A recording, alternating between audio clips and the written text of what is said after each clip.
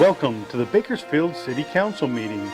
This television broadcast is brought to you by the local cable companies, the County of Kern, and the City of Bakersfield. You can watch the rebroadcast of this meeting on KGov Channel 16 at 7 p.m. Saturday, Sunday at 10 a.m., and the following Wednesday at 7 p.m. You can download the agenda for this meeting at www.bakersfieldcity.us. Presiding over this evening's meeting, Vice Mayor Harold Hansen.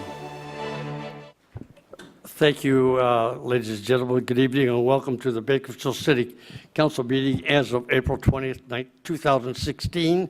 For the record, Mayor Hall is in Sacramento on business tonight, but he is well, and he sends his regards. With that, would you please take the roll? Mayor Hall. Vice Mayor Hansen. Here. Councilmember Rivera. Here. Councilmember Maxwell. Here. Councilmember Weir. Here. Councilmember Smith. I'm here. Councilmember Sullivan. Councilmember Parlier. Here. Thank you. Thank you. Okay, the next item is the invocation. I'll ask everyone to stand by Associate Pastor Stephen Hicks, Bakersfield Hillcrest Seventh-day Adventist Church. Welcome, Pastor. Thank you.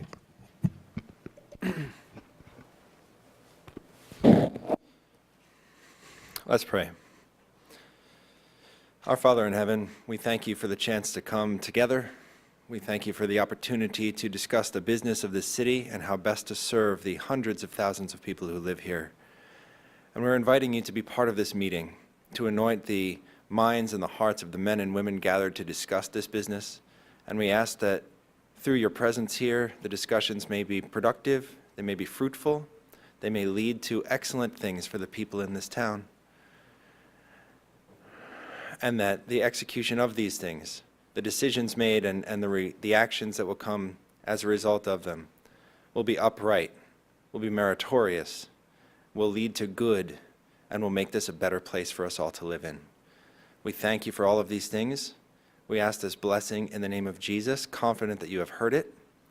And so we pray today in that same name of Jesus. Amen.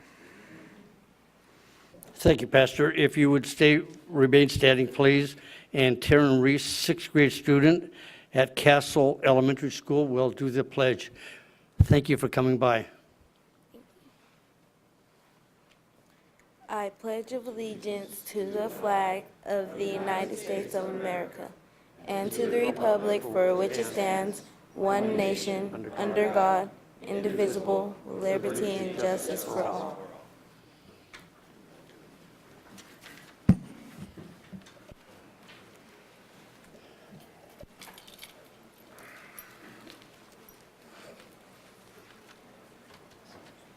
Okay, thank you, ladies and gentlemen. Before we proceed, I request all cellular telephones and communication devices be silenced. Pursuant to council policy, council members are prohibited from sending or receiving electronic communications during the meeting, and we request the same from our audience. Also, please be courteous in the use of any still cameras and video equipment. Audience applause is allowed during presentations, but we ask that other than that, you do not applaud. No applause, please. I'd also like to welcome students here from the political science class, Cal State Bakersfield. Are you the guys that I have my picture taken with? Oh, maybe they left already. Oh, no. Okay. Hi, guys. And Taft College, the government class. Glad you came by, and please feel free to do so at any time. Extend them, please. Under presentations, item 4A is a presentation of a plaque to Misty De La Torre and Samantha Cardenas, representing the Friends of Mercy Walking Park, honoring beautification efforts at the Mercy Walking Park.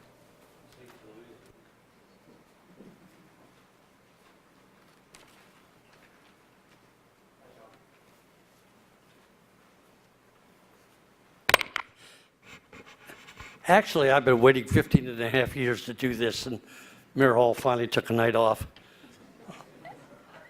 Our first presentation tonight is the Mayor's Business Beautification Award presented to the Friends of Mercy Foundation. You know, Mercy Hospital has been such an important institution to our city, the downtown hospital, of course, and also the one in the southwest. And the beautification out there is just really nice. I drive by there every day, so we want to thank you for that and wish everybody at the hospital great success, and thanks again. We're gonna get some pictures in a minute. Is there anything you'd like to say? Yes. I would like to thank you, Vice Mayor and Mayor Hall, for this recognition. Stephanie Weber, our VP, couldn't make it here, but she sends us on her behalf.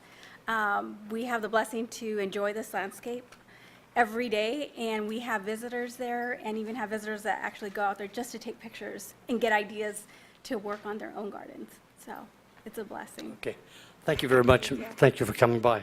And it's a pleasure to present this to you. Thank you. Okay.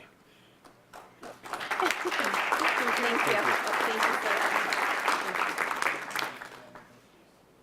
The next presentation is of a certificate of appreciation Harvey to... is going to be really jealous when I hold this great big plaque up, but this is a certificate of appreciation presented to the Lazzarini family in recognition of a $20,000 donation for the purpose of funding crews from the Bakersfield Homeless Center to clean and maintain the Bakersfield Bikepath and riverbed.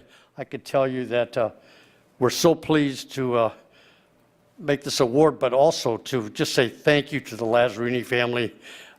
This is really, really terrific, and this is something that is very close to Harvey Hall's heart, so I'm sure he'd like to be here tonight, but here I am.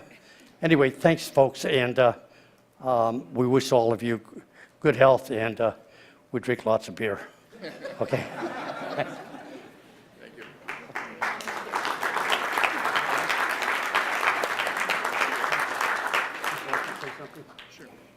Sure, please. Yeah, this donation really hit home to two of our families, things that we care about, the beautification of Bakersfield and the homeless shelters. We could really just knock two birds down with one stone, and I think this would be a great thing to continue on in the future for everybody. So, thank you.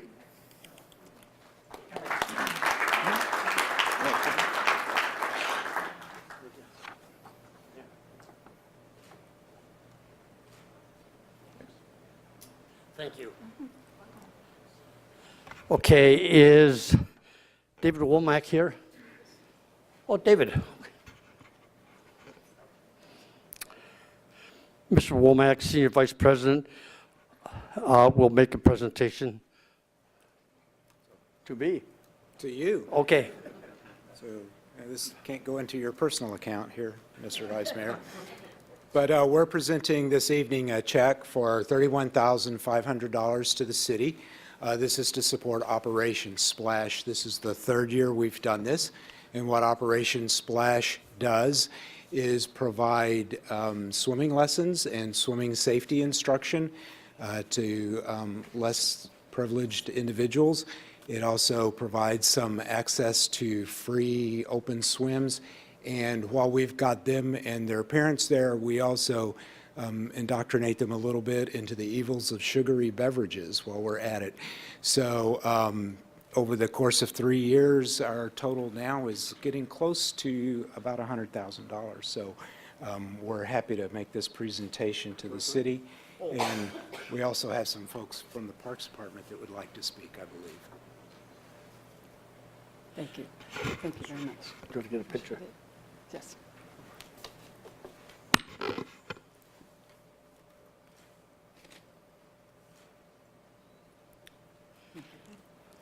Thank you very, very much. I want to say a few things about this. Diane, before you say anything, I just wanted to say to Mr. Womack that this really means a great deal to the city of Bakersfield and to the young people that will participate and are able to enjoy the swimming, and et cetera, this summer. And, you know, these are tough times for so many places, and your organization has been so generous in time and money, and you guys are just great citizens, so thank you again. Thank you very much. Okay. Diane, did you want to say something? Thank you. Thank you, Vice Mayor. And thank you very much, David. I just wanted to give a little bit of perspective on the numbers of people that are served by this grant. In the past 2 years, they have served over 4,600 people in either swim lessons, open swim times, or in the Rethink Your Drink program, as Mr. Womack mentioned. Our aquatic supervisor, Terry Elison, has told me that this year, over 2,760 people will benefit from this grant. And this allows swim lessons at $5. Normally, our swim lessons are $50. So for hundreds of children are able to learn to swim with only $5 commitment. In addition, the Rethink Your Drink program has been offered for the past 2 years with this grant. And over 1,500 people have actually signed a pledge saying they will rethink their drink and only serve healthy beverages and non-sweetened. This helps in the fight against obesity and diabetes in our community. So again, we thank Kaiser Permanente for this wonderful commitment, and we hope it lasts a long time for many people. Thank you.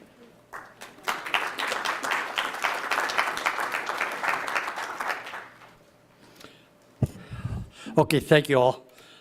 At this time, we will receive public statements. All statements are given a 3-minute time limit, 15 minutes per topic. If you have written comments that are longer than your verbal statement, give it to the clerk, who will provide copies to the council. If you are here to speak on consent calendar items 9A, B, C, D, or E, and hearing item 10A, this is not the time for you to speak. Members of the audience are asked to avoid engaging in any behavior that disrupts the orderly conduct of the meeting. Please do not criticize or impugn the mayor, city council, or any member of the staff. The council is very interested and concerned with your issues.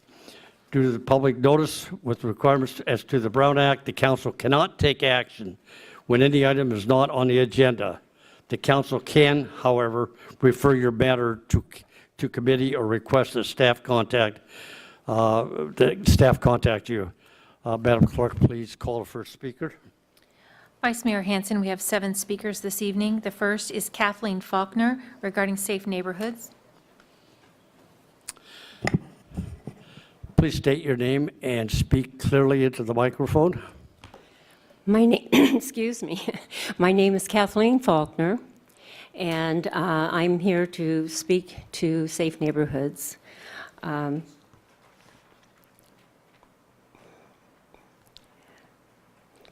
Sorry.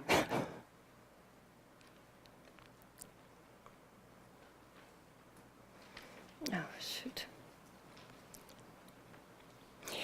And anyway, I'll have to speak off the top of my head. First of all, thank you for allowing me to be here, and good afternoon to the Vice Mayor Hansen and the rest of the City Council. I am a supporter of safe neighborhoods and faith in action.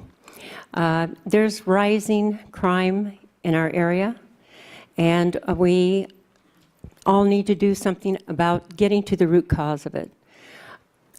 It's poverty, it's homelessness, it's drug use,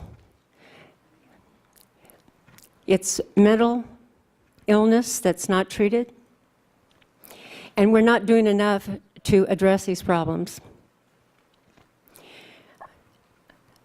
Faith in Action is a group that has come together. It's an interfaith religious group that is trying to address better communication with the city, law enforcement, and all law enforcement in bettering relationships and making a safer community for all. And we're backing them 100% in that effort. Tomorrow night, I'd like to bring to your attention that there's a follow-up to the Trayvon Martin talk that Tracy Martin gave at Cal State. And it is a panel of some very distinguished speakers, and the topic is improving relationships with law enforcement. The meeting is in the new dorms that were just built in their common room, and it's at 7 o'clock.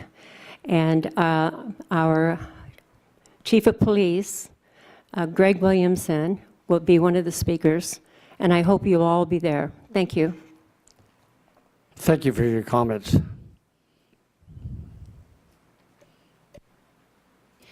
The next speaker is John Hipskin regarding speed bump on Dansmere Road.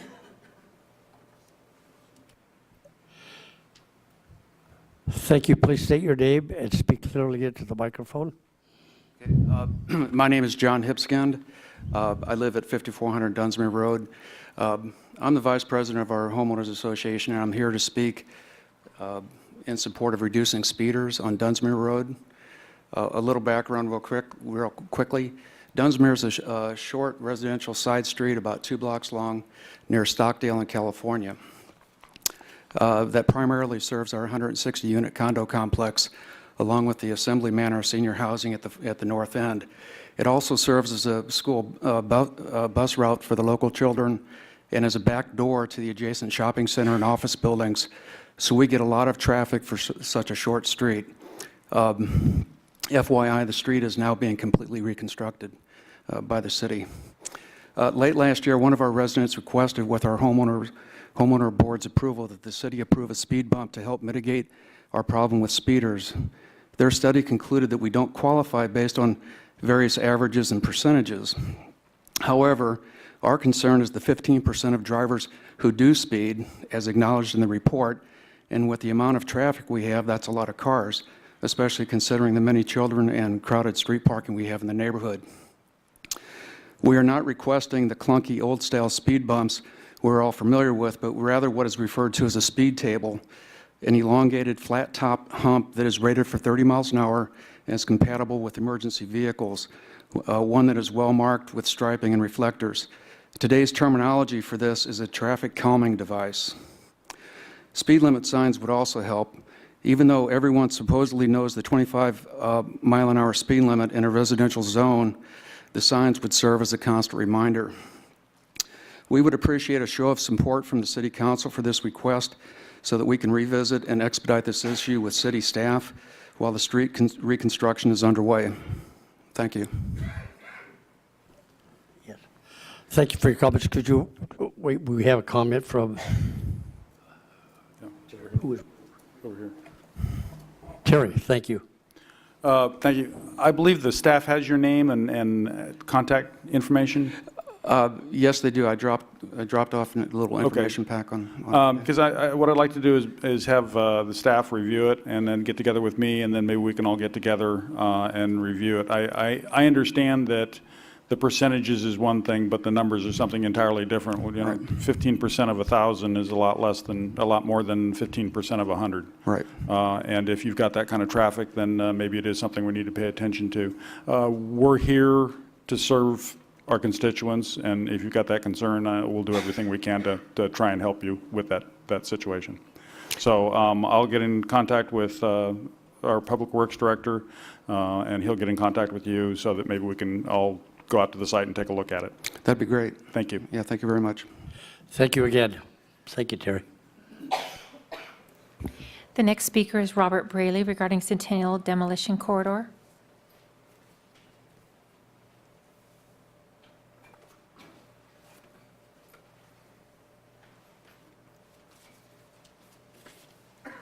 Please state your name and speak clearly into the microphone. Good evening. My name is Robert Braley, and I'm here again to speak about the Centennial Corridor and the proposed demolition of the homes in the area. I continue to be amazed at what the city government will do to deceive the cities and the citizens of this city. When Mr. Tandy first proposed the purchase of these homes in the area, it was promised that these homes would be maintained in a proper manner. Obviously, that was never intended to be true, as the homes were totally neglected. The promise was also made that these homes would never be demolished until the entire project was ready for building. Again, this was not true. The homes were allowed to become so awful that Mr. Tandy came to the council to ask that the homes be declared nuisances and should be torn down. Clear evidence that the prior promises were also not true. Now tonight, Mr. Tandy comes to the council for approval of a huge amount of funds to hire a contract to tear the homes down. This will devastate this community when it is not even decided that this project will be completed. I have seen nothing that the council approved the homes to be declared nuisances. How did this occur? I presume Mr. Tandy ran out on his own and did it, or maybe he just decided to tear them down. I would like somebody on this council to ask him how he got to this point. This entire situation has been nothing but deceit by the city and continues to do so to this day. When is the city government going to at least be honest with what it is doing and going to do on this project? Disagreement on this project is deep, but it does not preclude that each side cannot be honest about what it is doing. Deceit, sneakiness, underhandedness, actions are not appropriate from the people who are elected to act on our best interest despite disagreement. We expect better from you. Honesty at least, and abiding by your promise will be a good start. Thank you. Thank you for your comments. The next speaker is Charles Webb regarding consent calendar item 8W. Good evening. Please state your name. Speak clearly into the microphone.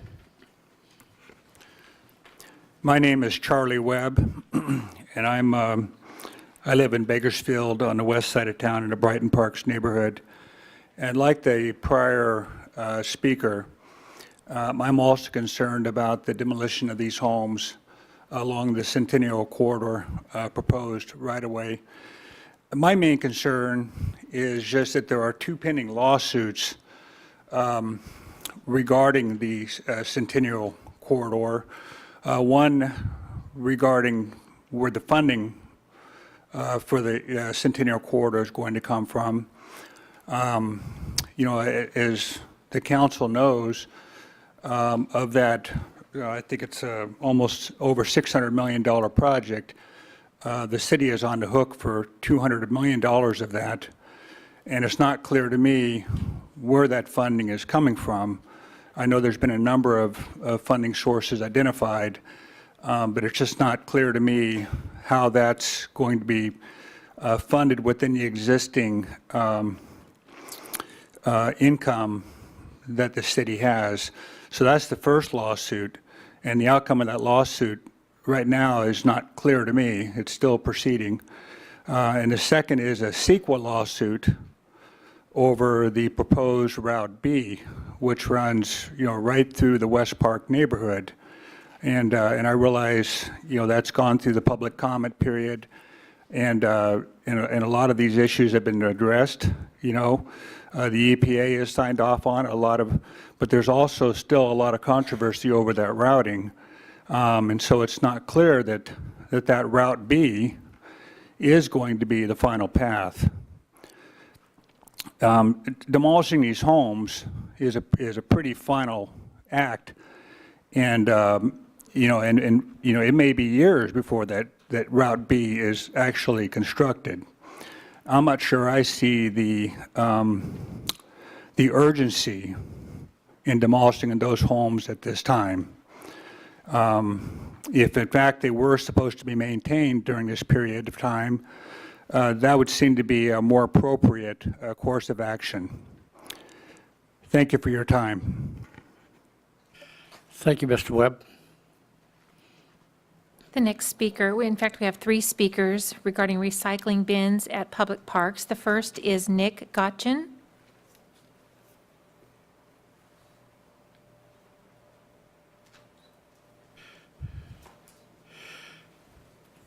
Please state your name and speak clearly into the microphone. All right, my name is Nick Gotchen, and I'm here from RecCycle, which is our group. RecCycle is basically recreational recycling that we would like to lobby for in our parks around Bakersfield. And Our mission statement is to keep the environment sustainable through disposing of recyclables into proper disposals at our recreational parks. We basically came up with this idea in our government class, which we had to do community service, and we decided to make a project out of this to try to implement recycling in the parks. And well, we noticed that this would be really long-term, and school's coming to an end in a month or so. So we decided we'd at least just lobby for the idea of putting recycling bins in our parks. And we gathered some research and such by going to certain parks that some of them we found out were not NOR parks, such as Liberty Park, which is right across from our school. But we went to several different parks, and we went into the trash cans and such to gather research and see how much of the waste that is being thrown out is recyclables and how much can be saved to help our environment. And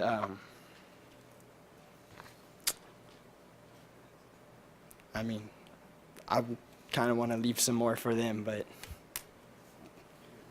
that's cool. Okay? All right. Thank you for your comments. All right. Let me explain. You have 3 minutes apiece and 15 minutes total, so you can finish your statements. Oh, I do? You're good.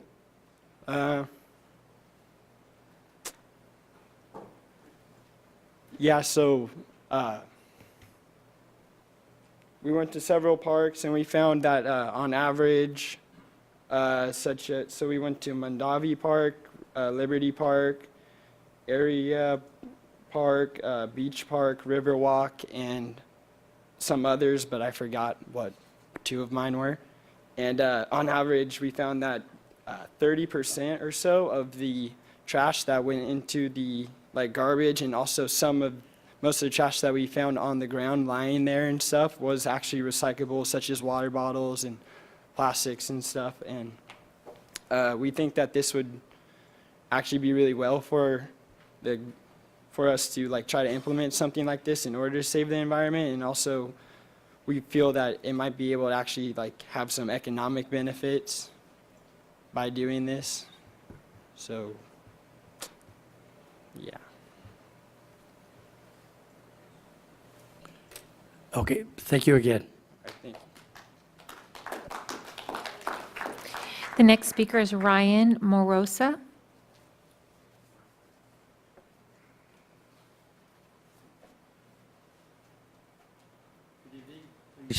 Please state your name and speak clearly into the microphone. Hello, I'm Ryan Morosa. I'm another member of Rec Cycling. And so Nick already touched on basically the hands-on part where we went into these recycling bins and we gathered our own research. So obviously, you guys are probably wondering about the financial repercussions of it. Here's some background data on the recycling. Over 15 tons of recyclables are thrown into waste disposals, costing over about $1 million annually. And to determine accurate financial needs, we need to have a pilot park to be able to know what it's like. Based on our gathered research, we can kind of make projections on the financial part. So for instance, if we went to Liberty Park and we understand that on average a recycling bin is about $100, then there's 16 trash cans around Liberty Park. So if we put a recycling bin on each one, which we probably don't need to, but if we did, the maximum amount of money would be $1,600. But the minimum would probably be $800 because you probably only need 8 recycling bins around Liberty Park.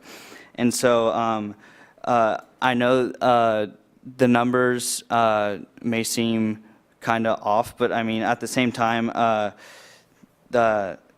a year, if 30% of the recycling, in a year, if 30% is used from the recycling is put into these trash cans, then it can be what's the word? It can be gained back, the money can be gained back in about a year for the government to be able to do this. And so some of the complications, so we went and talked to NOR, and they were saying that a lot of the hobos tend to like go into the recycling bins and try and like steal all the recycling. So we planned on probably getting some kind of lock on the recycling bins, or just a more expensive recycling bin to be able to prevent this from happening. And another solution is to possibly get a grant from like a private organization like Cal Recycle or just the Kern County Waste. So thank you. Thank you for your comments. The last speaker, Vice Mayor, is Prolon Fanjalan.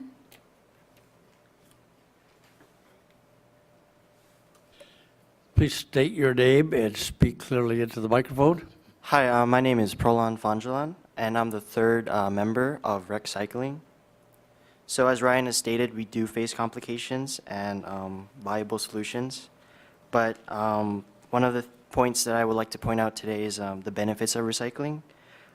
First off, it reduces pollution, reduces energy consumption, reduces landfills or non-biodegradable product clumps. And it could also, like, the money that we do gain or potentially gain from the program could help the homeless people as well. So, and also, for example, like in real life example, like in Ohio, Kimball companies extended trash and recycling help for recreational and residential benefits. And their city council is currently trying to solicit grant applications for these funds from nonprofit Grow Green organizations, like Bakersfield, for example, Bakersfield Keep Bakersfield Beautiful, or Kern County Solid Waste. And also,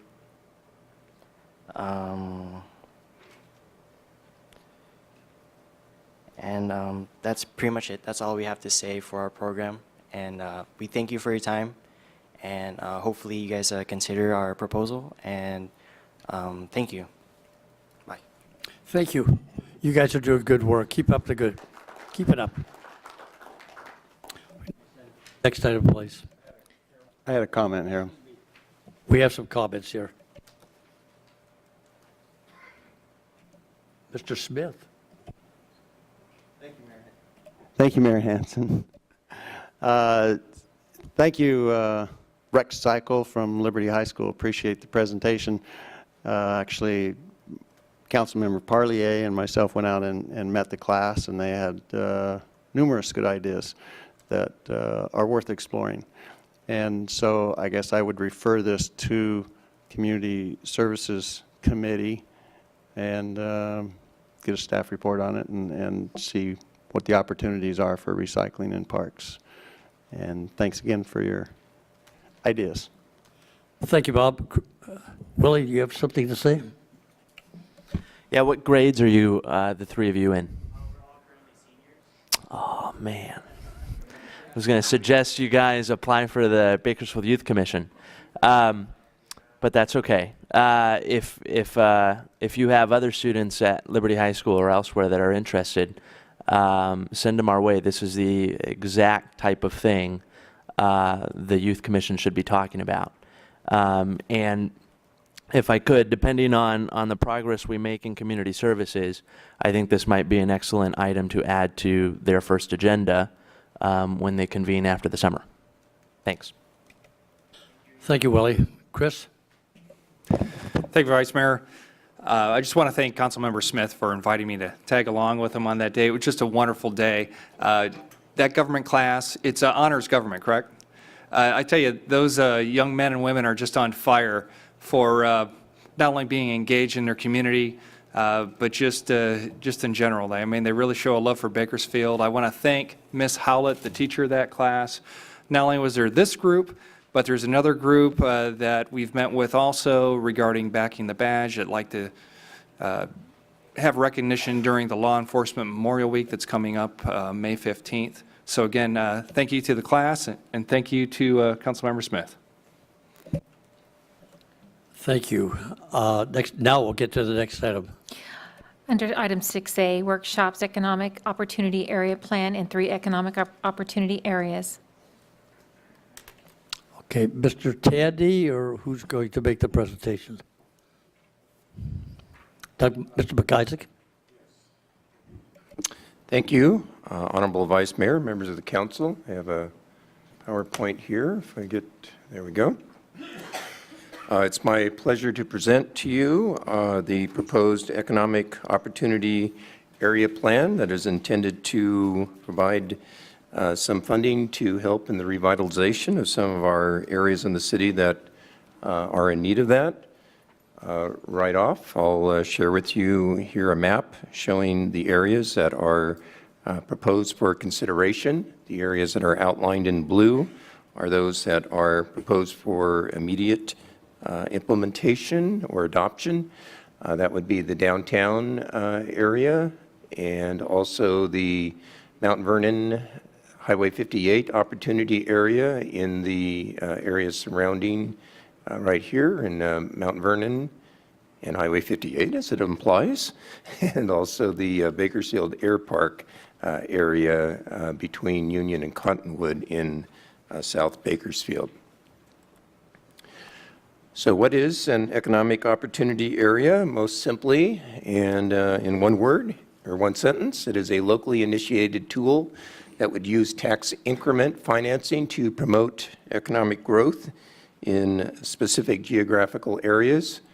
As I believe the council is familiar with how tax increment financing work, is the same mechanism that was used in the former community redevelopment, whereby property values within the area would be frozen at a specified year, and then the subsequent growth in property tax revenue that is generated from that year forward would be used for economic revitalization in that area.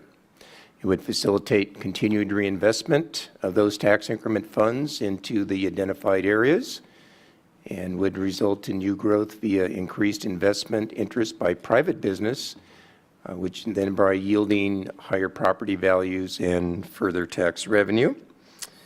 And at the end of the term of the economic opportunity area, that tax increment would then be funneled back into the general fund.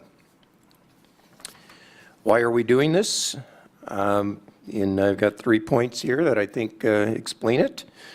Since community redevelopment was dissolved by the state of California in 2012, it has been an ongoing challenge, not only for Bakersfield, but for other cities, to find a source of funding to spur economic development. As you know, when redevelopment was in existence, it was a large dedicated stream of revenue that was available, and of course that is no longer the case. Other state and federal funding programs are subject to competitive application process, strict regulations and restrictions, or in some cases both. What this would do is would provide a dependable funding stream that we could use for the purposes that the city deems fit. As you're aware, we have dedicated streams like Community Block Grant, but oftentimes those have restrictions that prevent us from doing some of the things we want to.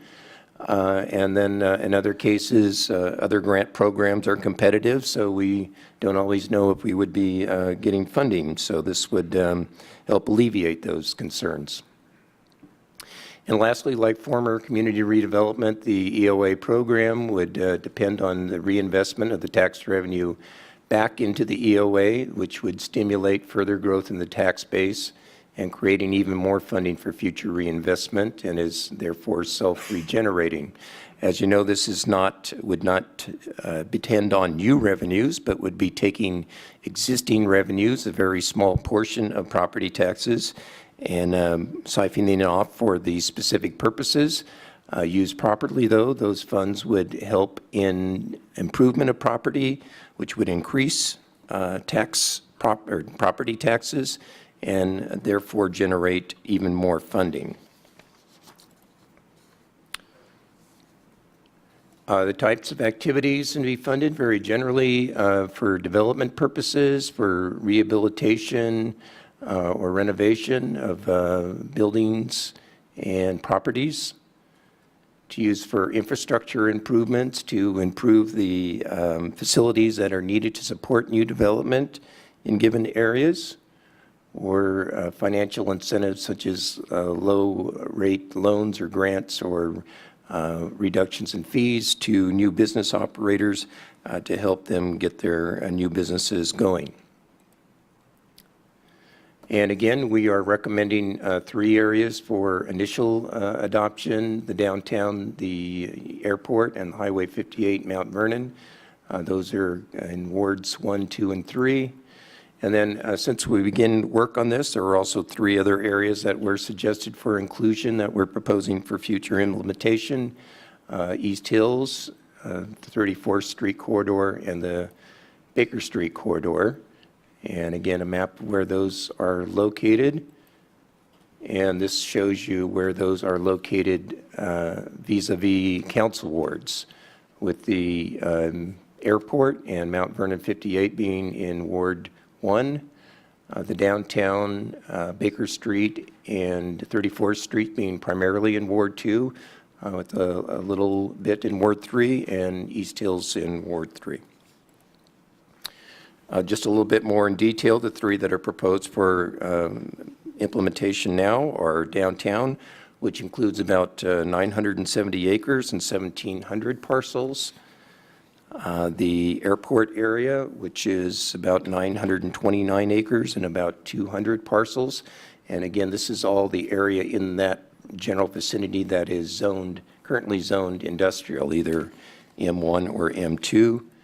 And also the Mount Vernon 58 area, which is again all industrial M1 and M2, about a little over 1,000 acres and about 175 parcels. So to briefly go through with you what our recommendations are for the implementation of this program, again, would be to adopt resolutions that would formally establish those 3 initial EOAs and reserve the other 3 EOAs for implementation in the future. And as I think the council is aware, unfortunately, as timing goes, that our general fund is being stressed right now because of some other reductions in revenues that are causing some budget constraints. So because of that, we are suggesting that we actually postpone the funding of those 3 EOAs until a time when the general fund restores itself or restabilizes itself. And when that would occur, then we would retroactively restore the funding to those areas that otherwise would have been generated. The tax base year or base tax year for the initial EOAs would be established at July 1st, 2014.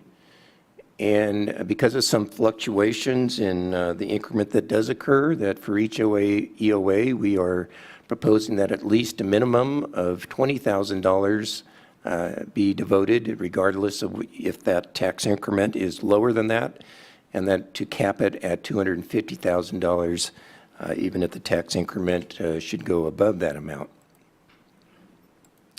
And finally, our recommendation is to require that the funds generated from each EOA be spent for projects and improvements within the same area. Each EOA would have an initial lifespan of 10 years. At the end of that term, the council could decide whether to continue the life of the area or to have it expire. That for projects that we would fund with these revenues, we would propose that anything in excess of $5,000 come to City Council for approval. Under that amount would be approved administratively, consistent with the priorities that are established. And we would come to you as part of your annual budget process with a work plan of sorts for each EOA that would report the results of the year concluding and proposed what we would be, our spending priorities for the next year would be, and the expected funding levels. So with that, that is a fair overview of the program, and would be happy to respond to any questions.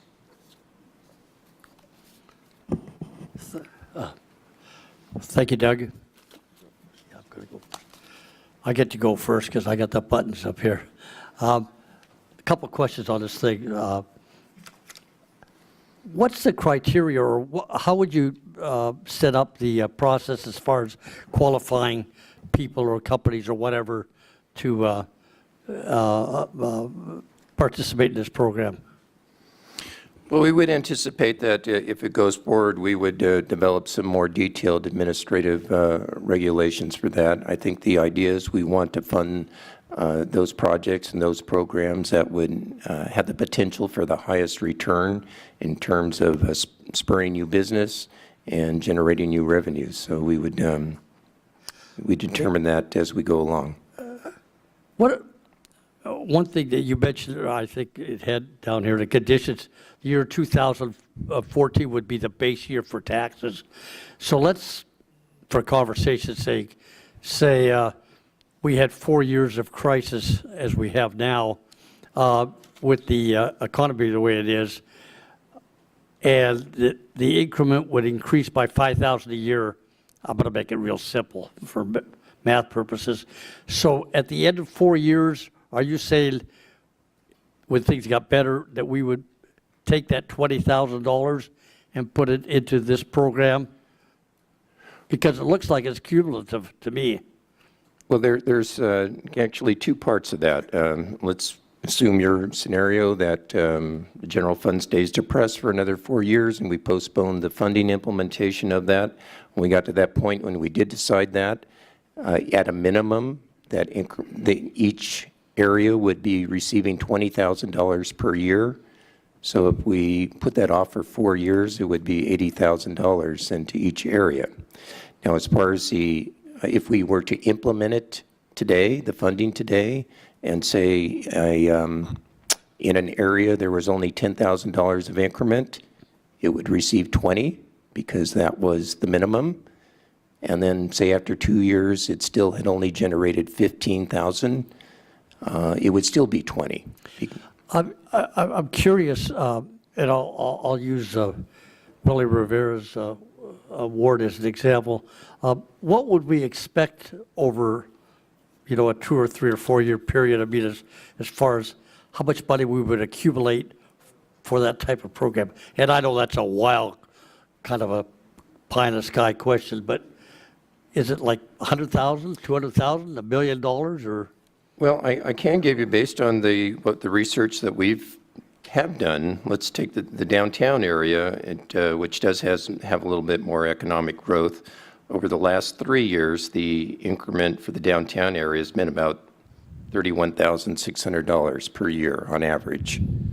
In the other two areas in Ward 1, it has been under that $20,000 figure. So in those cases, it would receive that minimum $20,000. I mean, in your mind, and Doug, you're a pro in this, I'm not. In your mind, is there enough incentive there to really qualify, or not qualify, but to enable to help bring the economic development to a particular area? I mean, it doesn't seem like a lot of money to me. Well, you're correct. It's not an abundance of revenue, and we are trying to find something that is not going to severely impact the services that the general fund already has to pay for. So that's part of what with the increment. If an area does well and produces more property tax, that will generate more money that can be reinvested back into it. And like I say, we're going to have to see how it goes as we implement this. If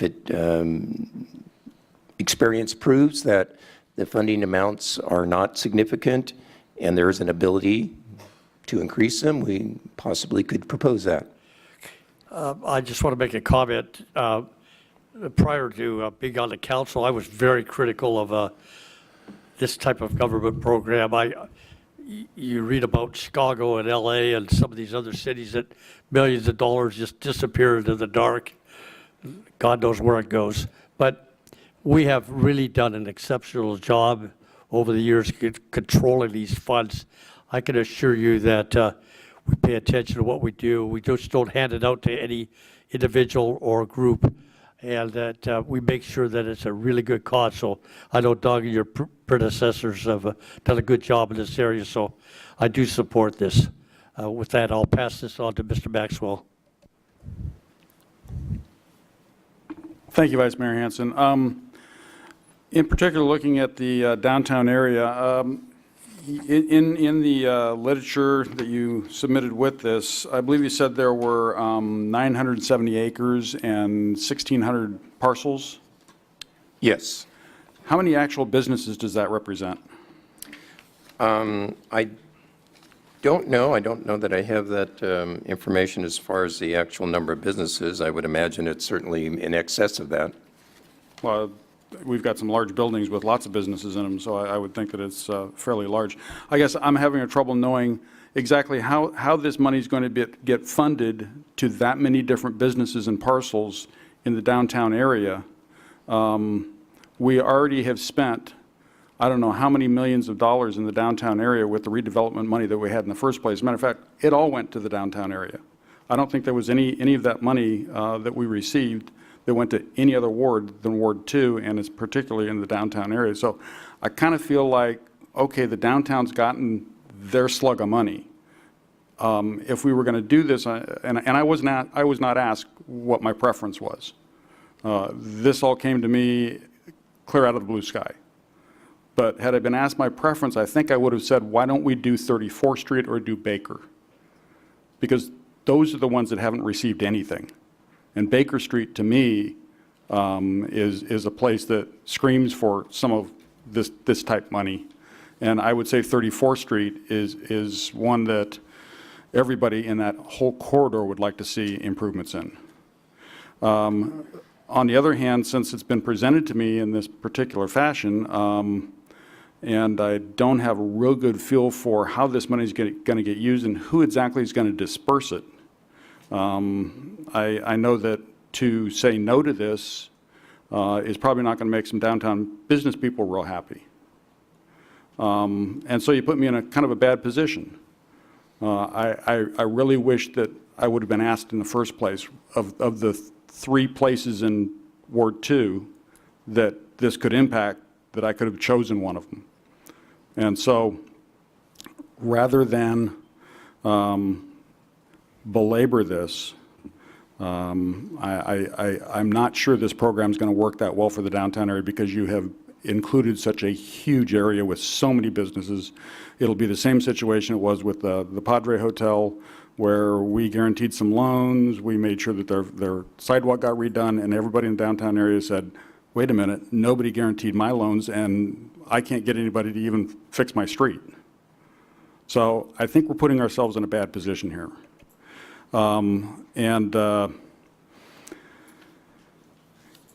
don't know if you can change it at this point, Doug. If you can go back and say, gee, let's reassess it into the Ward 2 and where we might spend this money most effectively.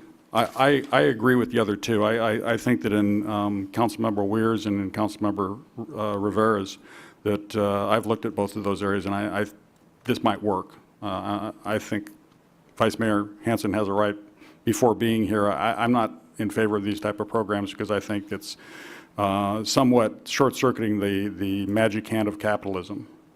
But if we are convinced that this type of investment is going to increase our tax-based revenue, I kind of wonder why we're not doing it all over anyway. But if this is the only way we can do that, then let's move forward on it. Mr. Tandy, you were going to say something? Councilmember Maxwell, part of the reason we put forward a plan to phase the implementation of the projects was because we didn't really know how the entire city council would treat it. like it, not like it, like some elements, alter it. But that's very flexible. We can alter the schedule for implementation. In fact, Councilmember Rivera, who was on the committee, who heard it first, requested an alteration, and we accommodated him. And we can speed the implementation of the other areas if you wish. Okay, you're not asking for any action tonight then? I don't think you can make that final change. You could request that it come back on a future agenda. Yeah, I would actually, if Mr. McIsaac and I could sit down and you know, I get a little bit better feel for how this is going to be implemented, maybe it will work for the downtown area, but my impression is that at this point, the downtown area has had a lot of redevelopment money put into it already.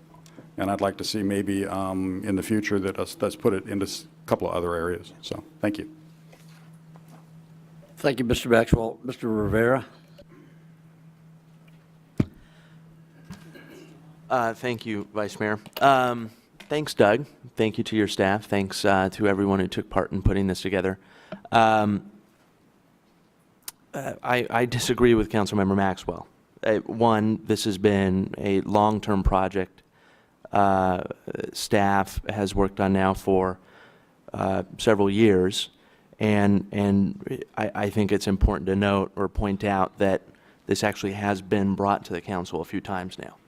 So I'm not, so for the purposes of everyone's understanding, when I initially approached staff about this type of concept, my interest was in doing something in Southeast Bakersfield. So, you know, that's the ward I represent, and as far as I'm concerned, the long arm of capitalism has left areas in Southeast Bakersfield very, very far behind.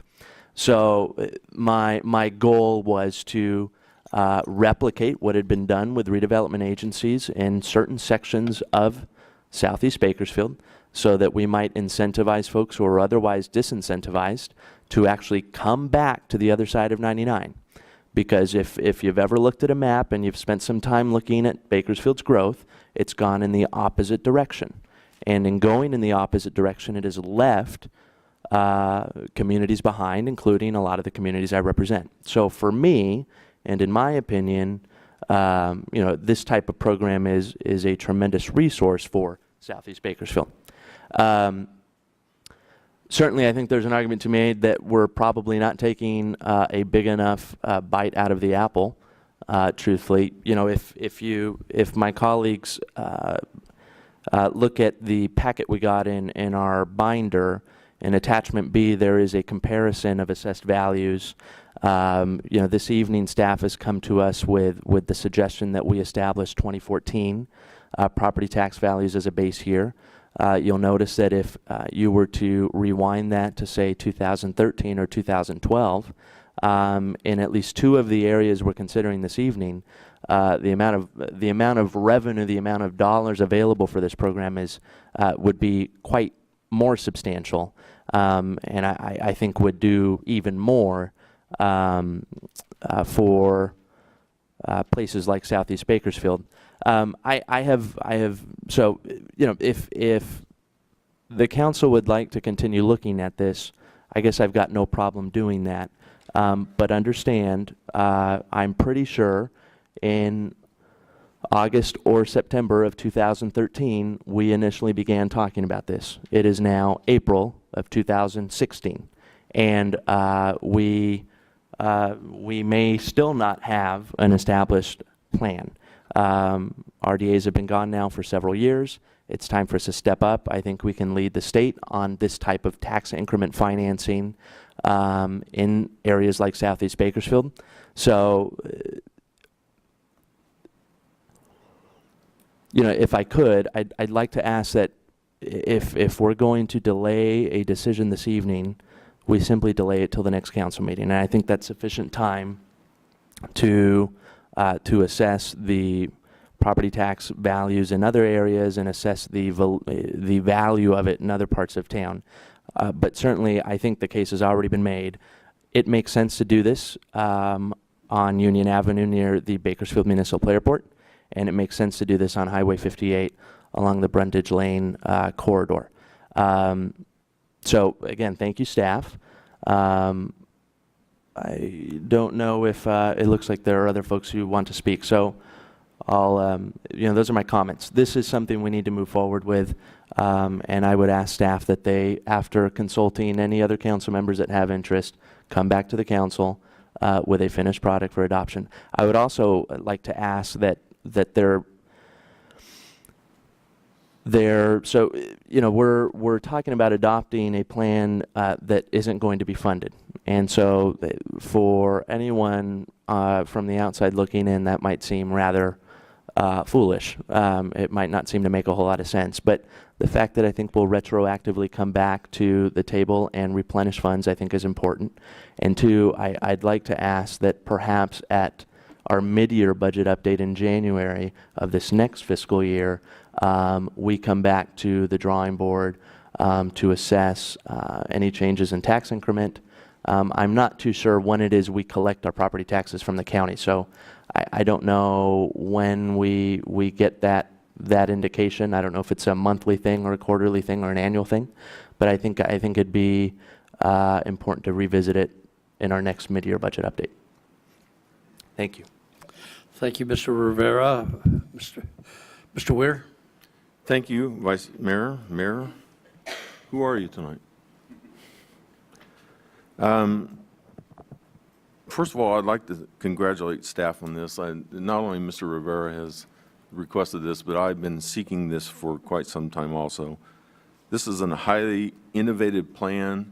It's taken a lot of outside-of-the-box thinking, and I'm very happy to see it finally coming to fruition and coming to the council. So congratulations on that. Next, I want to make a motion to approve staff's recommendation on this. If council member has a problem with anything that's on here, they can certainly meet with staff. Staff can put another item on the agenda to amend it. I don't think anybody thinks this is a perfect document going forward. It's going to take some adjustment. It's going to take some time to where we can work out all the little minor cricks in it. But I'm not opposed to, if Councilmember Maxwell wants to adjust that recommendation, that's fine. Sit down, talk with staff, and come back, agendize an item, and we'll make those adjustments. It's not a problem at this point, and particularly because it's not going to be funded for some time. So I'd like to make the motion for staff's recommendation and congratulate staff on really a very innovative plan. Thank you, Mr. Weir. Mr. Smith? Thank you, Vice Mayor. Yeah, I would just reinforce the hard work that staff has done, and I know I agree with Councilmember Rivera. It's been quite some time, and it's been discussed a lot, but it is a lot of data, and I know it's a lot of stuff to put together, and I'm anxious to begin to move forward, so I agree with Councilmember Weir and would go forward, and adjustments along the way are fine. Thank you. Thank you. Councilmember Parlier? Thank you, Vice Mayor. I'd like to echo what Councilmember Weir said. Staff has really thought outside the box on this one. When those state community development monies went away, I mean, we had to do something. And Doug, I'd like to thank you and your department for working on this. Councilman Rivera for helping to bring this forward. The key word in there is opportunity. This helps bring opportunity to some areas in the city that don't necessarily have it. And like Councilmember Weir said, some things need to be shaken out at some point, but I think this is a good staff recommendation, and I'm for it. Thank you. Thank you, and I also agree with Mr. Weir and Willie. I think you guys did a great job, staff. Just a reminder, this is not an additional tax on the taxpayer, on the business. This is just, we're not going to be taking less money into the general fund and providing it to this operation. So I agree with it, and I think it's a great move. Thank you. With that, we have a motion. Please cast your votes.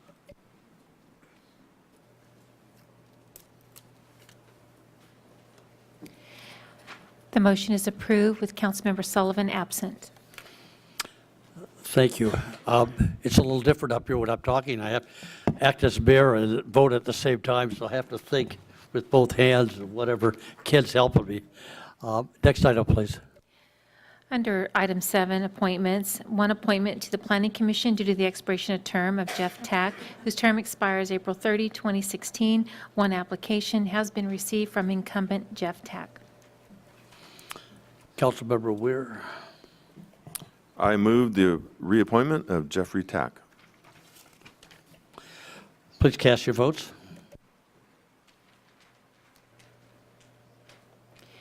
The motion is approved with Councilmember Sullivan absent.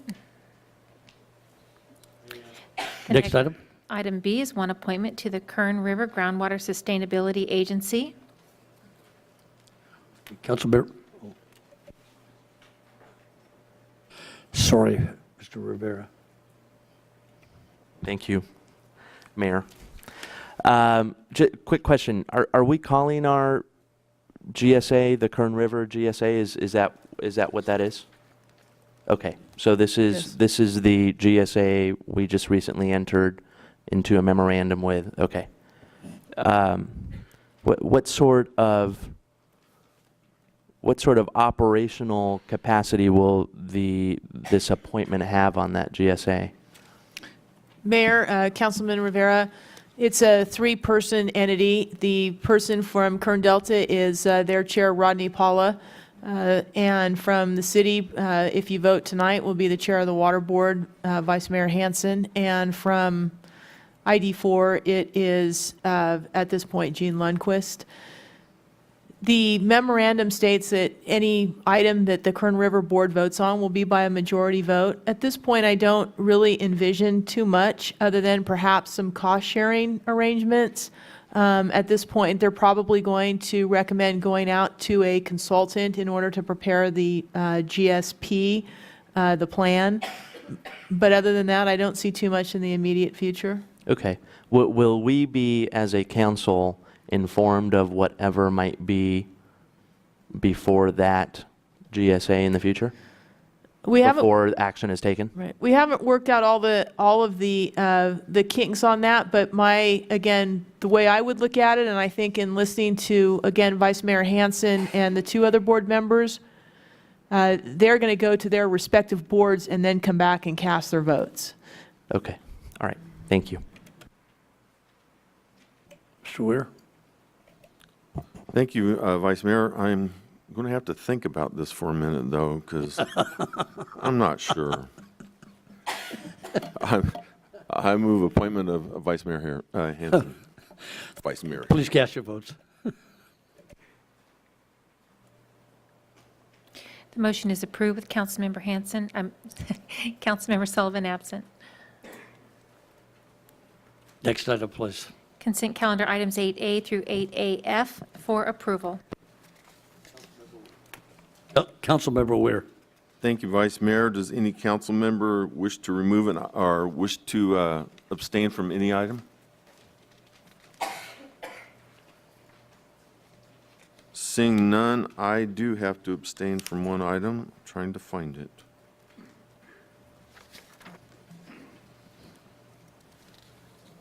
You guys didn't have anything else to do tonight anyway, did you? 8AF. A. Adam F. Frank. Pardon me? AF what? Oh, I'm looking for one I have to abstain on. Does anybody know which one is the one with pro-grade iron? I'm sorry, I did not mark it. Why? I don't see one. Okay. I, Councilmember Weir, will abstain from item 8Y due to a conflict of interest income from the client. Does any council member wish to, was that satisfactory?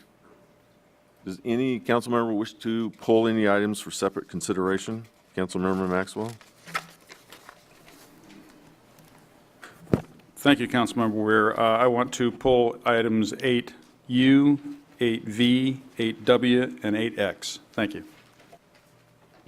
Any other council member wish to pull an item for separate consideration? Seeing none, I move approval of items 8A through 8. Sorry, I should have this done. AF, with the exceptions of item U, V, W, and X. Thank you. You have a motion, please make your votes. The motion is approved with Councilmember Sullivan absent. Thank you. Mr. Maxwell. Thank you, Vice Mayor. This is what was talked about earlier in public comments. These are the contracts to demolition the houses in the Centennial Corridor pathway. And I got a couple of questions to the city staff.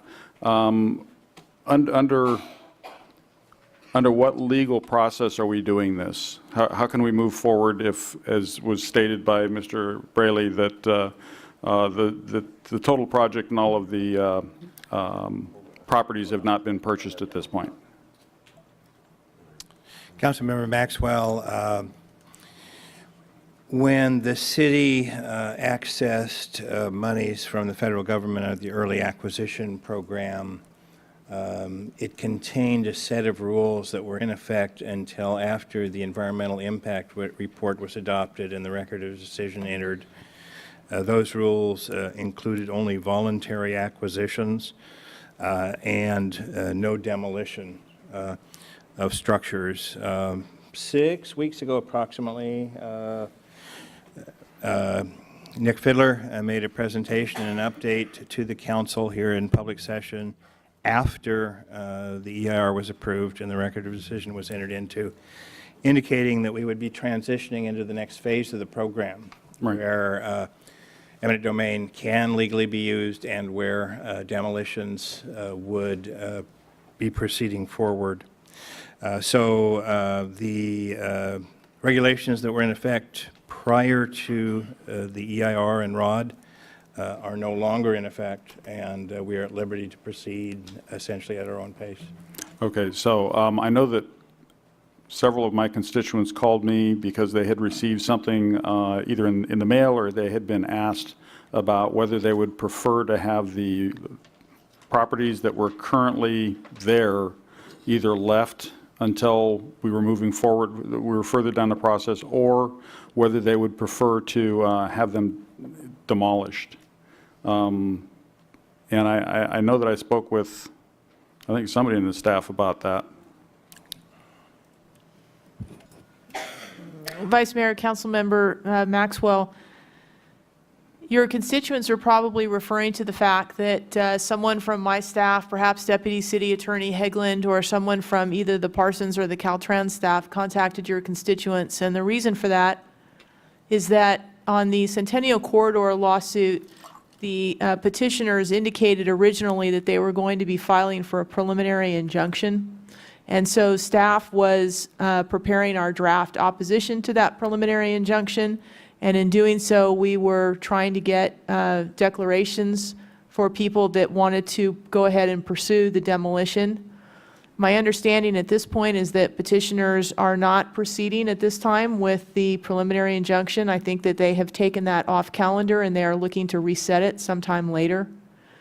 And so I think that answers that particular question as to why your constituents were contacted. I would also just add for the record that, again, remember that Caltrans is the lead on this project when it comes to the legality of the situation. I have chatted with Caltrans legal attorney Judith Carlson, and she and I both agree that, again, this project should continue and be treated in the same manner that any other development project in the city of Bakersfield has operated under, certainly as long as I've been city attorney, which is, unless the court says stop, the light is green and we're moving ahead. Okay, so when you reached out to those constituents, did they respond positively or negatively as far as the demolition is concerned? My understanding is that we didn't give them a choice. The question I thought that was posed to them was whether or not they found value in the fact that the projects, that the particular houses would be demolished in light of the fact that many of them, as the council has seen in presentations from your Public Works Director, are really suffering from blight and costing the city an amount of money to keep them in their current form. I think that some of the constituents expressed reluctance in signing those declarations, and to my knowledge, we do not have anyone in the area that is willing to sign a declaration at this point. Okay, and how would you read that? That they would rather the houses stay the way that they are, or that they just are ambivalent to whether they're going to be taken out at this point? I would say, again, the latter, but keep in mind that I have not been the one that has had the direct contact with your constituents, so I'm hearing that third hand. So the latter being that... The latter being that I don't think that they really want to express a position one way or the other. Okay. Well, from what my constituents had called and talked about, they're caught between that rock and a hard place, because on one hand, they really don't like the houses in their neighborhoods that the transients are breaking into, and that's a reflection of a promise that the city made to them that we would maintain these properties in a reasonable state. I think that the city really kind of turned their back on that. But also they realized that taking those out would be an advantage, but the disadvantage is as long as it takes for us to get this project started, they've got a vacant lot next to them. And I think they're caught between a rock and a hard place. But there's nothing legally that we're doing wrong here, and I know that there are still citizen groups out there that are fighting hard against this Centennial Corridor project. I guess we'll just have to kind of wait and see what happens legally in the future. So I will go ahead and make a motion to go ahead and approve 8U, and I will withdraw my taking V, W, and X off of the consent calendar. So I would make a motion that we go ahead and approve all four. Okay, we have a motion.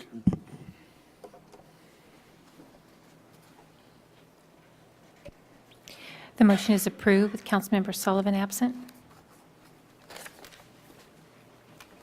Okay. It's now time for the consent calendar hearings. The purpose of this section is to vote on all of the items listed under consent calendar hearings in one motion without further comment. If anyone wishes to speak on any of the hearing items listed, the item must be removed from this portion of the agenda. If an item is removed, it will be placed at the end of the regular public hearing portion of the meeting. At this time, I will open up consent calendar items, public hearings, items 9A, 9B, 9C, 9D, and 9E, and ask if there's anyone in the audience who wishes to speak on any of these items. Seeing none,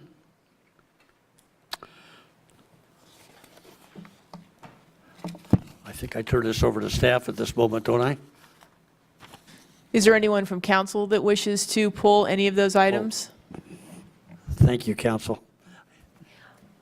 Anyone? Okay. Mayor, Vice Mayor Hansen, we need to Councilmember Weir? We need to close the hearing, please. Close the hearing. Close the hearing.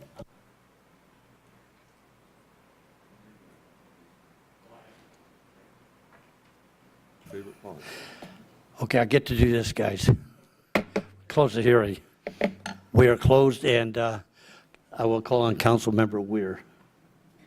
Thank you, Vice Mayor. I move staff's recommendation on items 9A through 9E. We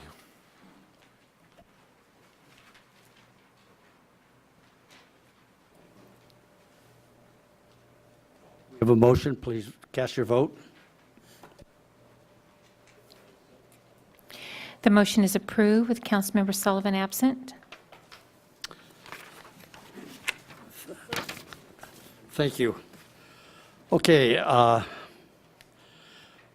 before I open up the public hearing, I want to state the presentation time policy Each side will be allowed 15 minutes.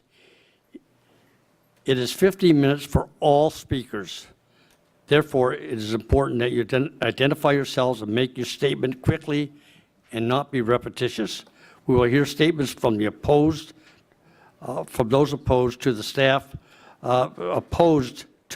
recommendation. Then we will hear from those who wish to speak in favor of the staff recommendation. If there is testimony on both sides, each side will be allowed a 5-minute rebuttal. You notice a clock on the wall behind us, and please step forward, speak into the microphone, and please be aware of the time. Do we have, I think at this point, do I turn this over to staff? Roberta? Yes. The item, Vice Mayor, is a general plan amendment, zone change number 15-0363, and appeal, PD review number 15-0364. Ian Ellis, representing Aurora Borealis Development LLC, the property owner, has applied for a general plan amendment and zone change on 9.975 acres. Number 2, a zone change on 10.86 acres, and 3, a planned zone development review for a 112-square-foot assisted living memory care facility in a C-1-HD/PCD on property located along the east side of Alfred Harold Highway, generally south of Old Walker Pass Road. A staff memorandum was received correcting the square footage of the proposed facility from 12,000 square feet to 112,000 square feet and transmitting for additional correspondence items in opposition. Okay, Mr. McIsaac. Thank you, Honorable Vice Mayor, members of the council. Again, have a PowerPoint to share with you. If we can have the screen on. Oops, you can get rid of that At this time, I will open up the public hearing and ask if there's anyone who wishes to speak in opposition. If we could hear staff's presentation first, Vice Mayor, that would help, and then we can open it, if that would be okay. Excuse me. Okay, again, members of the council, before I get into the details of the presentation, I do want to state that the site shown here for the development, it is located just east of Alfred Harold Highway and just a bit north of the Tuscany residential community.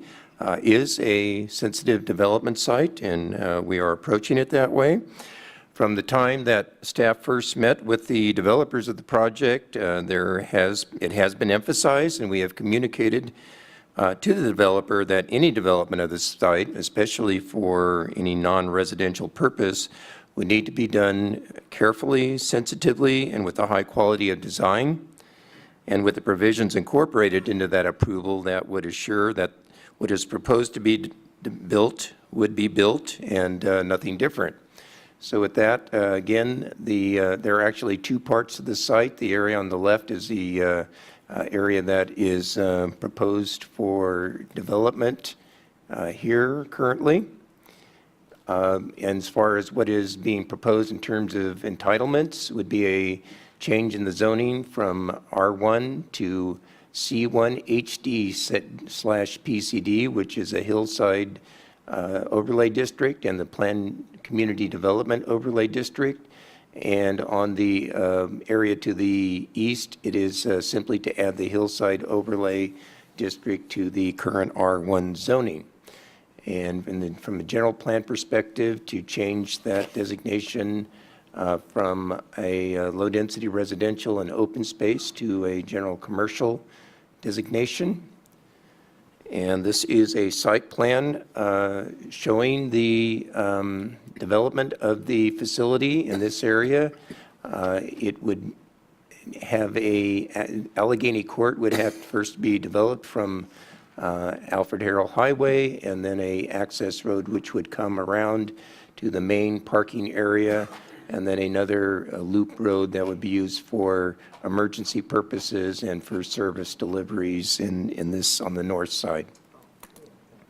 I think it's important to point out that this particular property currently has a single-family tentative tract map approved on it for 36 single-family residential lots.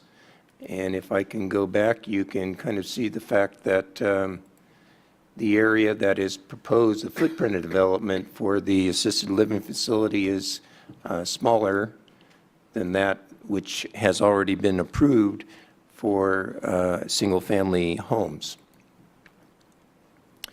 This is a site plan showing a little bit more detail. The building, it is kind of terraced and split level with an extensive amount of landscaping around the periphery. And on here, this shows some of the outdoor amenities that would be proposed as part of the facility. This is a perspective. This would be kind of looking at it from the northwest up with the homes. The Tuscany homes would be generally situated on that ridge in the to the top of the photo. And again, the top photo being looking at the along the entryway from the north side, and then the bottom photo looking at it generally from the west, from near Alfred Harold Highway. These are some photo simulations that attempt to depict what it would appear both with and without the facility. These photos were taken from the north, from Alfred Harold Highway, looking back towards the south. You can see, if I can get my railroad here to work, this would be where the facility would be located, and this is what it appears like today, with, again, the Tuscany homes situated above to the south. This is from a little bit closer perspective from Alfred Harold Highway. Again, showing the facility here as it would be developed and as currently exists. And this is also looking at it from Alfred Harold Highway more directly from the west, again with two perspectives, with and without the facility being developed. And finally, looking from the south, from the homes, area of the homes in the Tuscany, looking towards the northwest and down the down slope. Again, the top photos showing how it would look with, and in the lower right, the current view without the facility. As I had mentioned, there are several different enhanced and additional requirements and criteria that have been applied to the development of this site. The Hillside Development Ordinance, which requires that the design respect the natural terrain and use more contour grading. The PCD zone district, which requires specific approval of the design of the site and the buildings, which is required to undergo Planning Commission approval, and any changes would also require that. It is under the large retail or commercial development criteria, being over 100,000 square feet. That requires some additional enhanced architectural requirements. The dark skies lighting requirements that applies to Northeast Bakersfield, so that lighting is not directly oriented towards the sky. That would detract from nighttime darkness, and enhanced landscaping requirements that also apply in the zoning code for the northeast area. So again, to finish up with some, again, oblique perspectives of the facility looks like. It, again, is has kind of a terrace design. Even though it is, like, say, a commercial use, it has much more the appearance of a residential type building with the gabled roofs and other design articulations. Maybe just go back to that for a moment. And I just wanted to finish up with, because I do understand that there are a number of community residents that have expressed concerns about the project, and we do, of course, try to be sensitive to those. And in response to that, I would offer some of these things. First, that while the proposed use is a assisted living facility, it is technically a commercial use, but by pretty much any other measure, it is much more like a residential use in its design, in its nature, and in its characteristics. For the clients of this facilities, while the facility would cater to their special needs, This will be their home, it will be their residence, and is intended and designed to create a residential environment for their benefit. And like I said, the zoning is C1 HD/PCD, with the PCD standing for the Planned Community Development Overlay.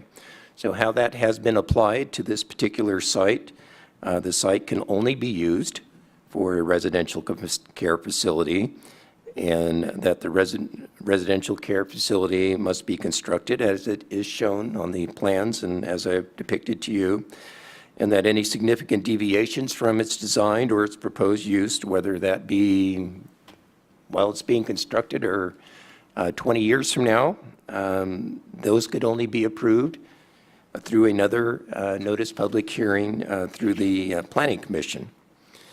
And while the site has and still is vacant today, like I said, it does have an approved entitlement for 36 single-family homes that would entail more grading, more streets, more traffic, and a considerably larger footprint of development than what is proposed under this particular development.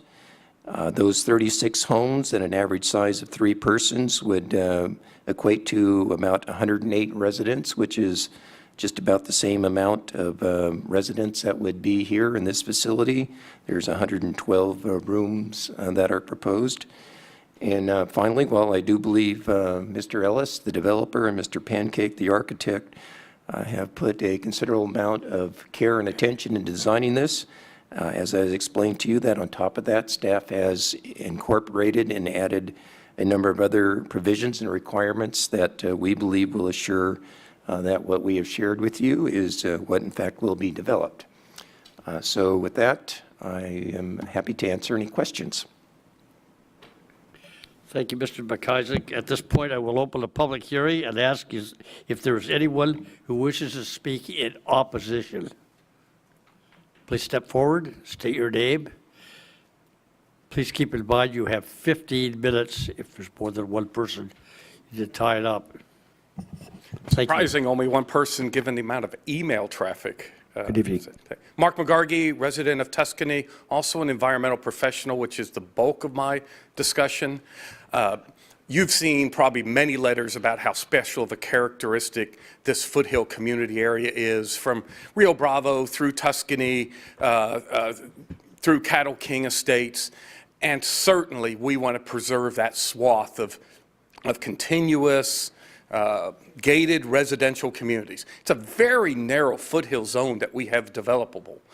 To the south end of Rio Bravo, you're in the Valley Water Management's Racetrack Hill Disposal Facility. That will not be in development for a very long time.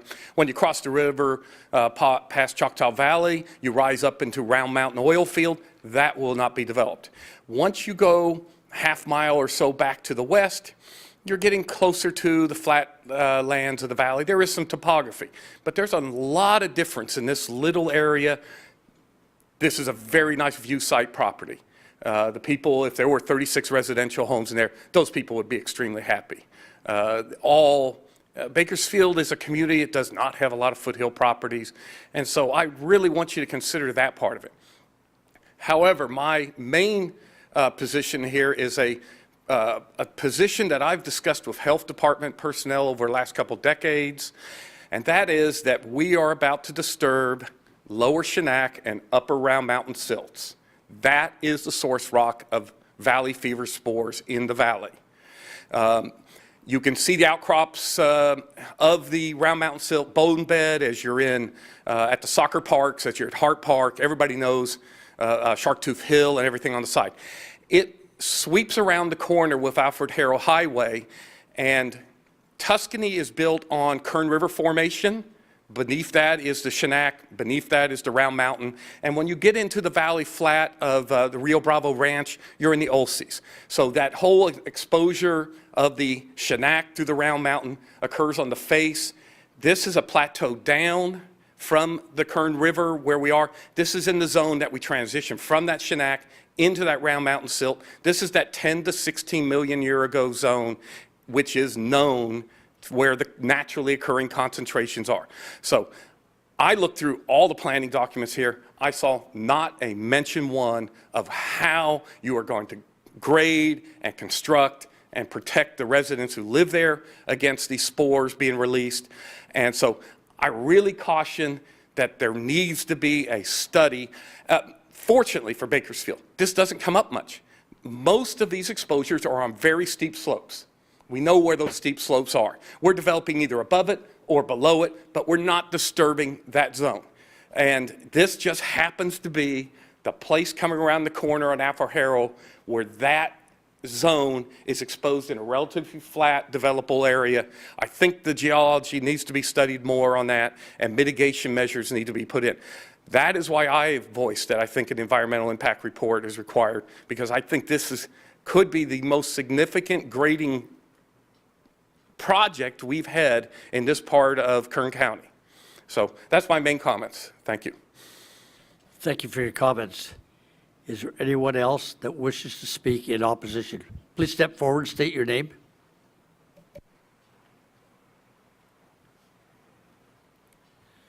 Hi, my name's Dave Thomas, and naturally I am a doubting Thomas. I'm a resident of Tuscany, and I was actually there the first day Kyle Carter has left, but when Kyle Carter proposed the area, and it was a planned community. Kyle Carter did a good job at maintaining the planned community. Unfortunately, after he left and McMillan took over, we started having some issues, and that's the problem I see with this, is we get promised something, and then something else is going to get thrown at us later on. Across the street from us, we have some spoils piles that the developer was supposed to take care of. They didn't take care of that. We just got done spending about $30,000 correcting an issue to a sump that was done in our area by the developer. It was part of the conditions of approval that wasn't done correctly. The homeowners had to take care of it. There were many items that were conditions of approval that I'm sure Kyle Carter would have done it right, but when it got passed off to McMillan, those things were not done correctly. The homeowners were left taking care of the issues on that. It was all supposed to be planned. The park at City in the Hills is a good example where the homeowners had to take care of that. Now, according to Theo Douglas, right, his article in the paper today, Mr. Weir was made, has been talking to these people for about 7 years. They just bought this land. So if they just bought this land as residential and were planning on doing a commercial development, they should have bought commercial land in the first place. There is plenty of commercial land in Bakersfield, not just in the 3rd Ward, where this would be an appropriate development. If they were going to build a commercial, they should have bought it in a commercial area. I was one of the first homeowners out there. I looked at what the zoning was. I didn't want to build next to a commercial area. I believe they own another 20 acres in that area. Once they get this, what's going to happen next? I'm sure you all are aware of the old saying about how you boil a frog. You put it in a pot, turn the heat up gradually. I see this being a commercial development that's going to just lead to more commercial development and ruin the quiet we have out there. With 100 and some odd residents, not to mention the staff, which skews the numbers slightly, the air conditioning requirements out there, I can see that as spreading through the neighborhood and being noise issues. Noise from the property, I'd rather hear coyotes than I would, I don't want to say this, but generally people with memory issues sometimes get a little loud and combative. I'd rather have my coyotes howling at night than some people, you know, who are having issues in their life behaving. I was going to go by my script, so now I got to look. When it was referred by staff that this was going to be a residential care facility. Now, that doesn't necessarily say it's always going to be a senior assisted care facility. My fear starts out as senior care. I hate to say it, but on the east side, I see more of a drug rehab as being a money maker than a senior care. I can't see people spending $3,500 a month to put their parents in a facility on the east side. Generally, people with that kind of money live on the other side of 99 and would like to keep the family close by. I just don't see this as being viable. When it does have issues, I see it turning into a drug rehab, and that bothers me a lot. Thank you, gentlemen, for your time, especially the council members who were nice enough to return my phone calls. Unfortunately for me, my representative, Mr. Weir, was the only one who did not get back to me. Thank you. Thank you for your comments. Is there anyone else wishes to speak in opposition to the staff recommendation? Yes, sir. Would you please step up and state your name? Good evening. My name is Brian Gatchett. I'm a resident of the area. The area is best served as residential zone. That's what's planned right now. We all moved out there because it's residential. We looked at your maps, made the decision, invested. We have families there, our families, future families. Another issue that I have with it is that you're taking a assisted living facility where people have medical needs, and you're going to have to transport them to the doctor or to an emergency center that is a far distance away from where they'll be living. So if you think about it logistically, if you have an issue, emergency, and you have to dispatch an ambulance, is it going to take 10, 15 minutes to get there? Is it going to take 10, 15 minutes for patient packaging and transport? Where are they going to go? So think about the location where you're going to be putting these people that may have needs for emergencies. That's a really big issue. Thank you for your time. Thank you for your comments. Is there anyone else to speak in opposition of staff recommendation? Please step forward and state your name. Vice Mayor Hansen, good evening, everyone. My name is Rick Kreiser. I'm a resident of Tuscany, and at the slight risk of being redundant, actually the argument for the environmental impact based on the spores is quite interesting, something I'd not considered. My main issue really is, as Mr. Thomas said, the economic viability. Listen, I'm in business. I'm the last guy to say that you can't do a project because we think you're going to fail. It's what happens after that. If this is the planned community development, Mr. McIsaac, as you say, can't really be anything else if it doesn't succeed, or it does have to go through another series of planning, then that does satisfy some of my concerns. I think of course I'm going to miss my cows, that are down there, but when you say it's not in my backyard, well, it is in my backyard. But I really do believe that there's some water issues. If that's been mitigated and understood well, because there already has been approvals for 36 homes, then again, that's probably not something that bears a lot of consideration at this point. The noise issue, I would hope that the plans could be mitigated for the mechanical to be, well buffered, because sound travels quite well in that valley. And really, that's one of the main attractions of the Tuscany neighborhood, is just its solitude and quiet. We understand everybody is deserved of making a living and developing something that may well be in demand. This might be my next home, so, I can understand that. But I would just really implore upon you to give it the consideration, and particularly the one of the EIR for the spores. That's not something that I had heard, but I certainly does raise concerns. Thanks very much for your consideration. Thanks for your comments, Rick. Is there anyone else that wishes to speak in opposition to staff recommendation? Seeing none, I will now ask, is there anyone that supports staff recommendation? Step forward. Please state your name. Good evening, Vice Mayor Hansen and members of the council. Appreciate you taking the time to hear what we have to say. My name is Ian Ellis. I am representing the property owner, and I'm joined by Doug Pancake, our architect, as well as Terry Conklin with our operator. I just want to take a moment to thank staff for all of their work. They've worked very hard on this for many, many months, and I think that the project is much better for it. And let you know that we're very excited about the project. We're very excited to be bringing this type of facility, this type of community to this part of Bakersfield, to an area that it's needed, and really to create kind of a quality living experience up in this beautiful part of Bakersfield, and provide for the seniors of Bakersfield, some of the same people that helped build Bakersfield into what it is, the opportunity to live out there and the opportunity to live and enjoy some of the same things that people are living there now are enjoying, and to be afforded the quality of care they deserve. So with that said, there are a number of concerns that have been brought up, and I don't want to take our time to try and address each of them individually. I think a lot of them have been addressed by staff, a lot of them have been addressed at the Planning Commission. Basically what I want to do is be here and be available to you and make my team available to you to answer any specific questions that you have. One thing I do want to just, I do want to mention, based on some of the comments that have been shared so far, we agree this is a beautiful part of Bakersfield. It's a quiet part of Bakersfield. And as Director McIsaacson shared, while the use is a commercially zoned use, it's very much a residential operation. And those that live there, this is their home.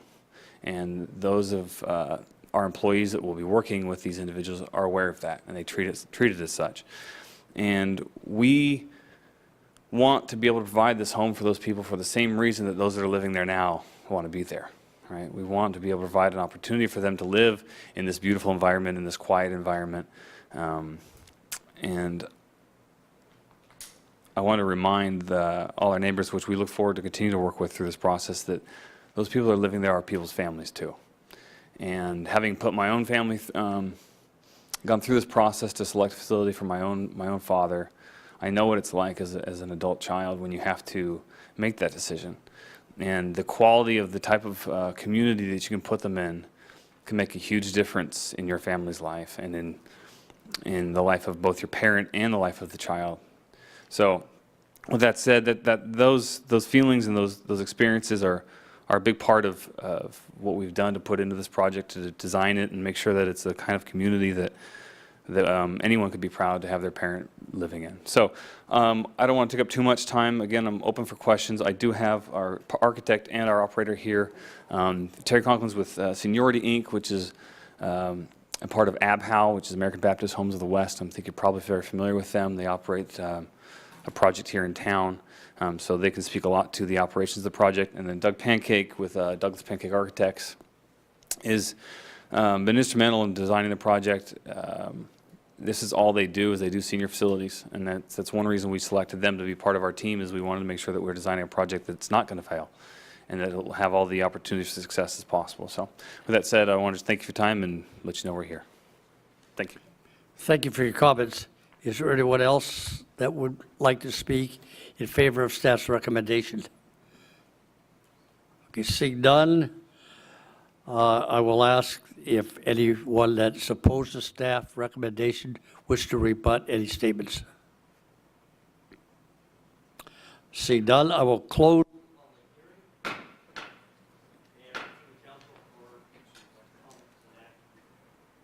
Turn my mic on. Councilmember Weir. Thank you, Vice Mayor. Every time he picks up that hammer, I kind of duck a little bit.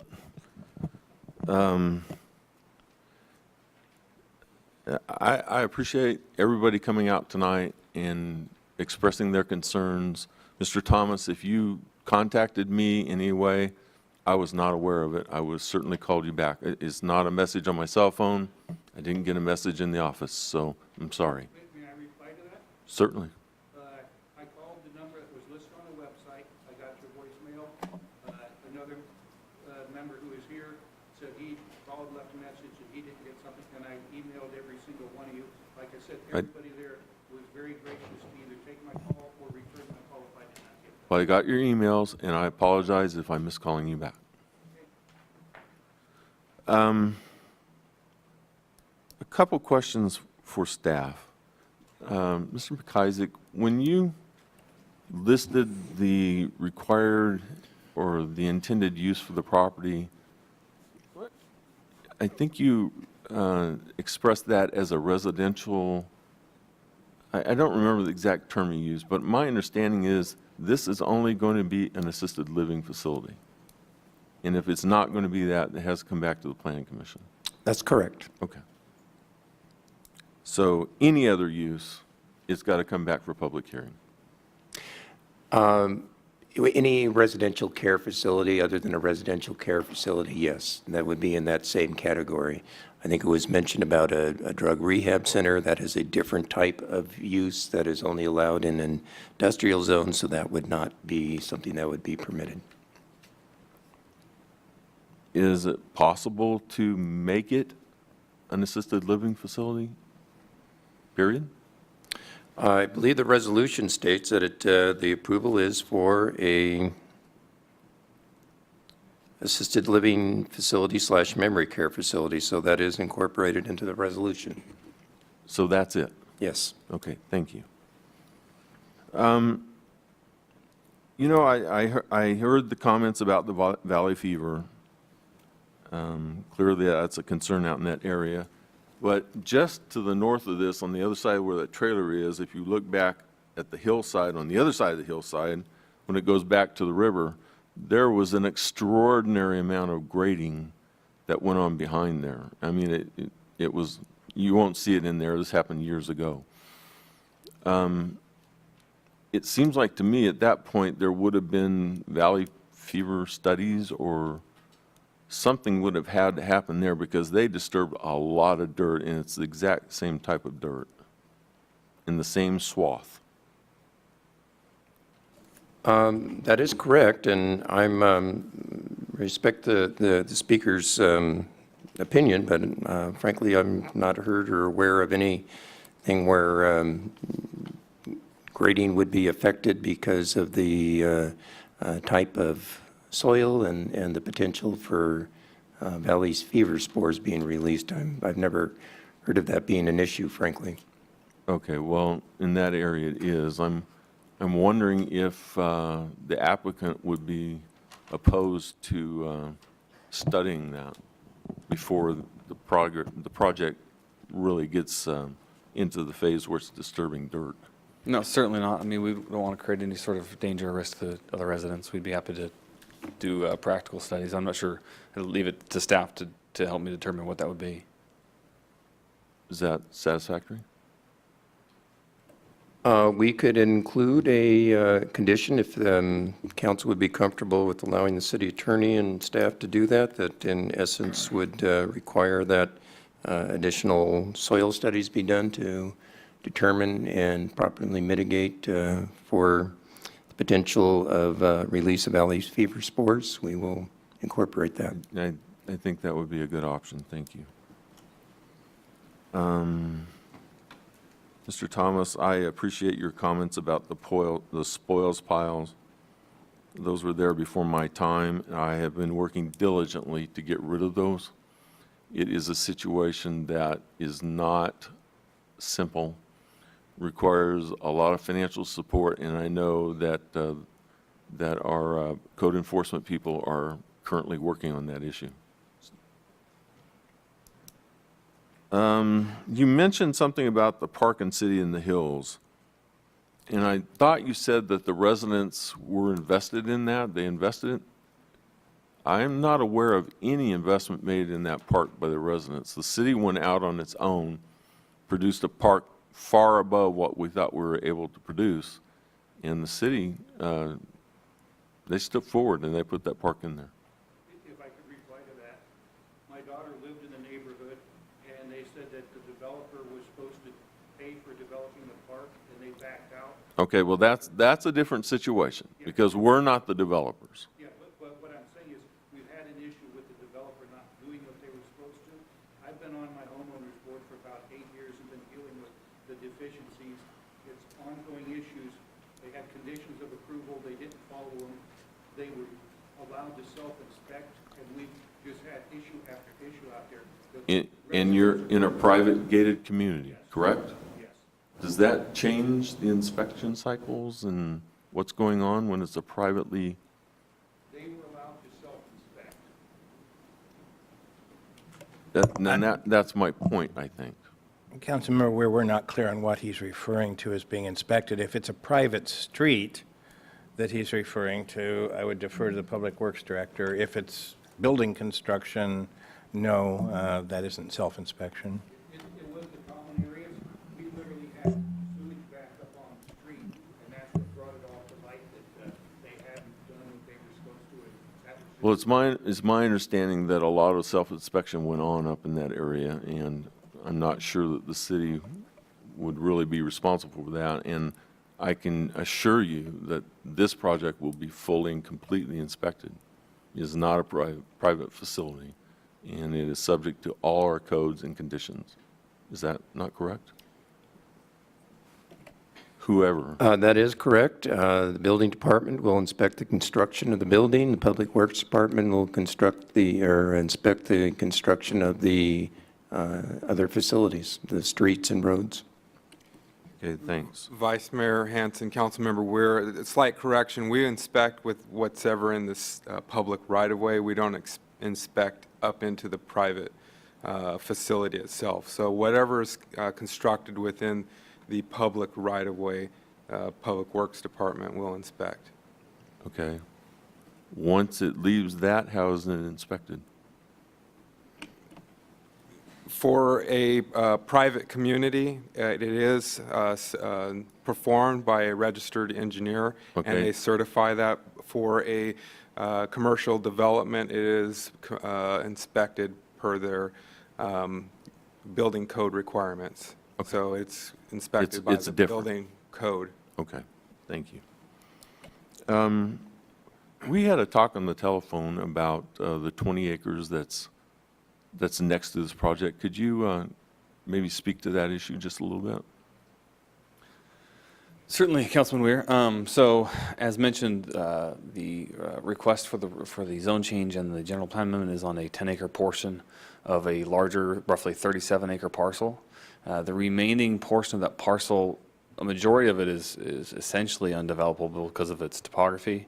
However, a portion of it could possibly be developed. However, it remains zoned R1 and with a low-density residential general plan on it. So were we to do anything on that, it would have to comply with those regulations, or would, of course, require a similar process and public hearing process if we wanted to propose anything different. We don't currently have any plans to do anything with it, but that's the situation. Okay, thank you. I know there's been a lot of comments about where the mechanical facilities will be located. Has that been resolved yet? Is it, I mean, the people want it to the north. Of course, the people that build on the other side of that are going to want it further to the south, but So we're not at that level of design yet from a mechanical standpoint. However, there is a condition of approval in the Planning Commission resolution, I believe, that states requirement for a sound study regarding the design of that element, and then it would comply with the noise standards per the city code. okay. Should I stay up here? Well, no. Well, yes, just for No problem. just for a moment. Can you tell me what the noise standards are for the city? What the city requirements are? Are they, anybody? Hello? Anybody? Unless my staff wants to follow up, I believe it can't increase more than 5 decibels over ambient noise level. Okay, is that a pretty low standard? I mean, that's pretty, doesn't sound like it's going to. Well, I think what Mr. Ellis was referring to, of course, mechanical equipment does create noise. So in that case, we do require that it be screened, that it be baffled, and that it be placed in a manner that is going to create the least amount of noise impact possible. Okay, I think that's probably what I was looking for. I just didn't ask the right question. And just as a side note, the nearest property is over 500 feet away and 100 feet up the hill. So I'm not concerned that we won't be able to meet those standards. Okay, thank you. I know that I talked to Jackie about this, but I didn't see anything in the reports. So part of the Northeast Plan has very specific vegetation and plant requirements, et cetera, et cetera. Did she talk to you about timbers and that kind of stuff? Yeah, we're aware of all those requirements, and the project's complying with them, and our landscape architect has already been working with the city staff on that. Great, thank you very much. I think that's all the questions I have for you. Okay. I know there's concern about where this facility is located. But to be honest with you, directly on the other side of 178 from Tuscany is a 55 and older facility. In the city in the hills, there's two 55 and older facilities, if I'm not mistaken. We have a medical center that's going up at Morning Drive with a rehabilitation hospital and doctor's offices going in there. It seems like this is a natural progression of where those people ultimately may have to end up.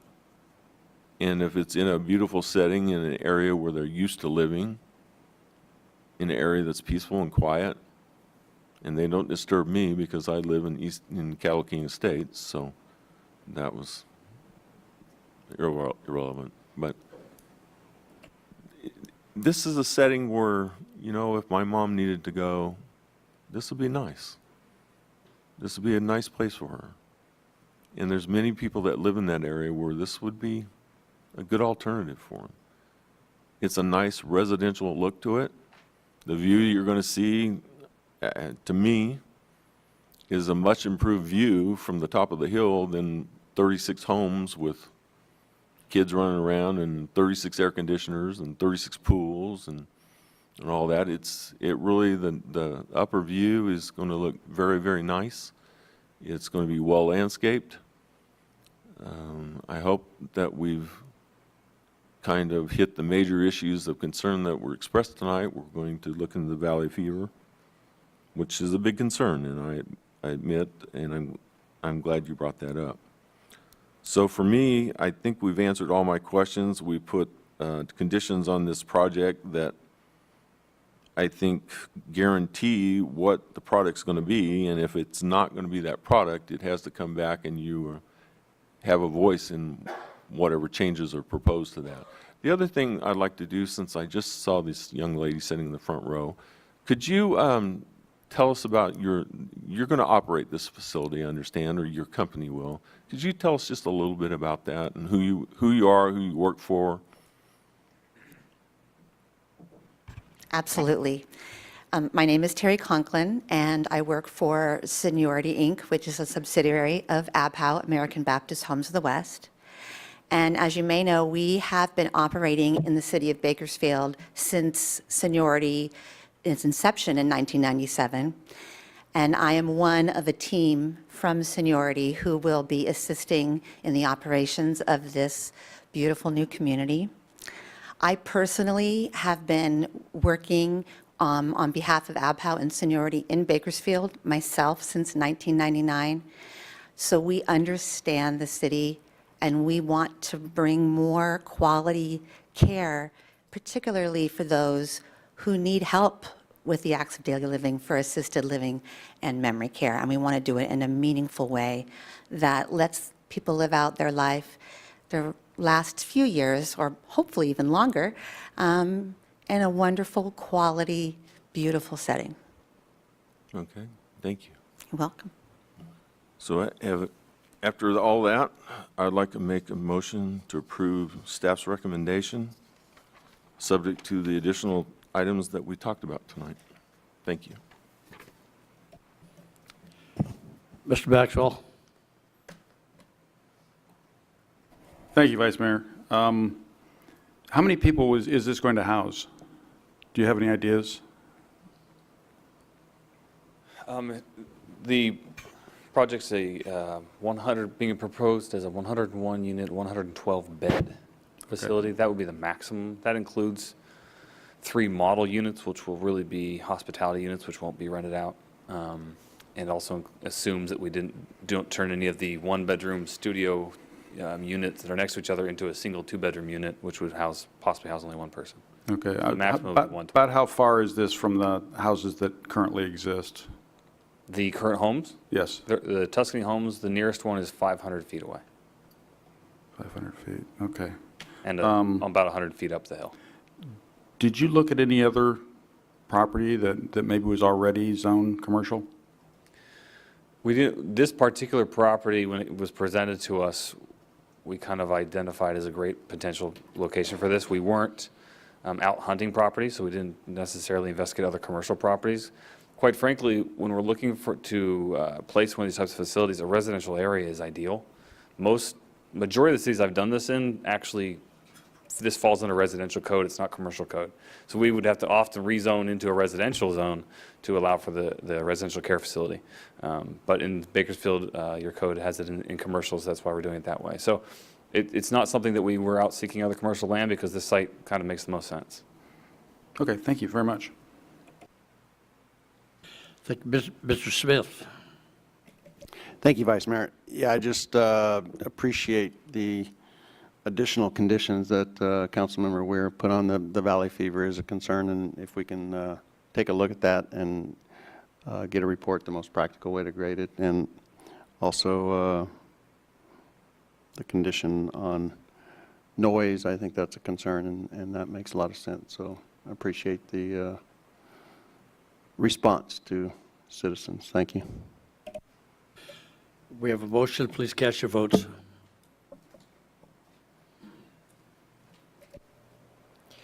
The motion is approved with Councilmember Sullivan absent. Thank you. Quick survey before we go further. Are we going to be a while in this one, Terry? Or take a 5-minute break? Okay, we'll take a 5-minute break. Okay, thank you all. Ms. Gaffer, what next item, please? Under reports, 11A, status report regarding city-owned property on PQ streets. Correspondence was received from Gregory D. Bynum regarding the city-owned property on the northeast corner of California Avenue, P and Q streets. Mr. Hewitt. Oh, Mr. Tandy, excuse me. Honorable Vice Mayor Hansen and members of City Council, the item appears on tonight's agenda as a result of a request for an update from Councilmember Rivera. The item, the topic was also referred to the Planning and Development Committee by the City Council earlier. The Planning and Development Committee met yesterday, and I will give an update on what they discussed at the end of the presentation.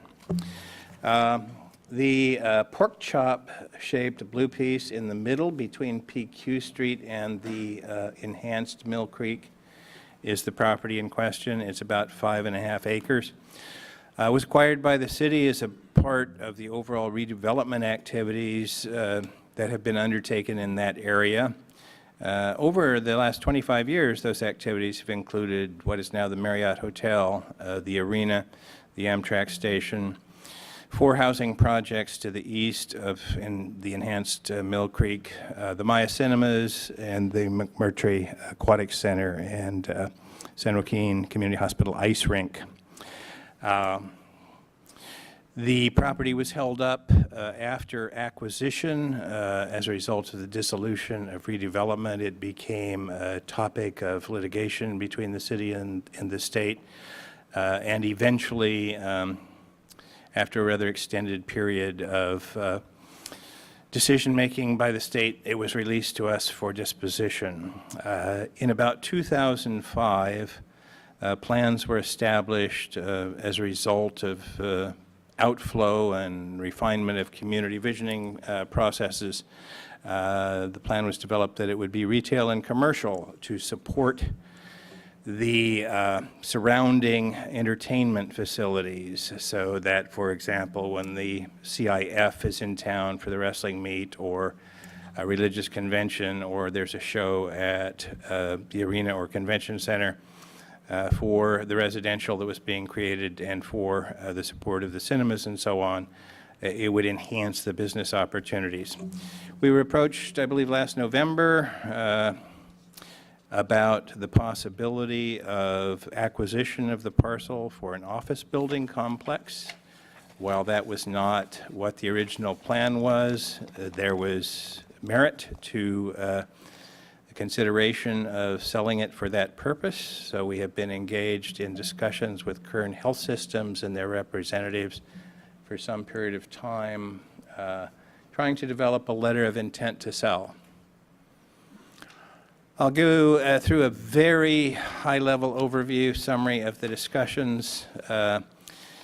We knew from council comments that there was both advocacy of the benefits of the office complex and advocacy of keeping the historic plan, which was the entertainment commercial.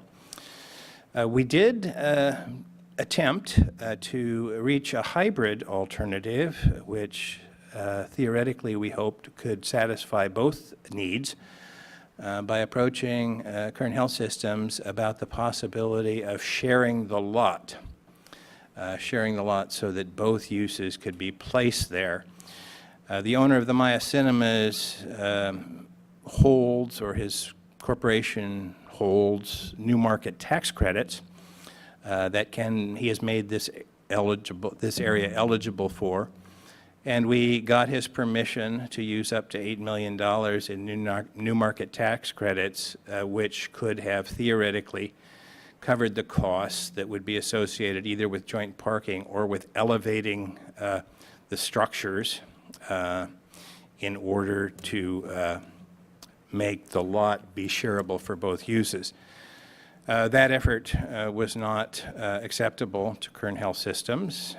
We continued on and developed one letter of intent to sell, which, in the opinion of the city staff, was ready for committee consideration.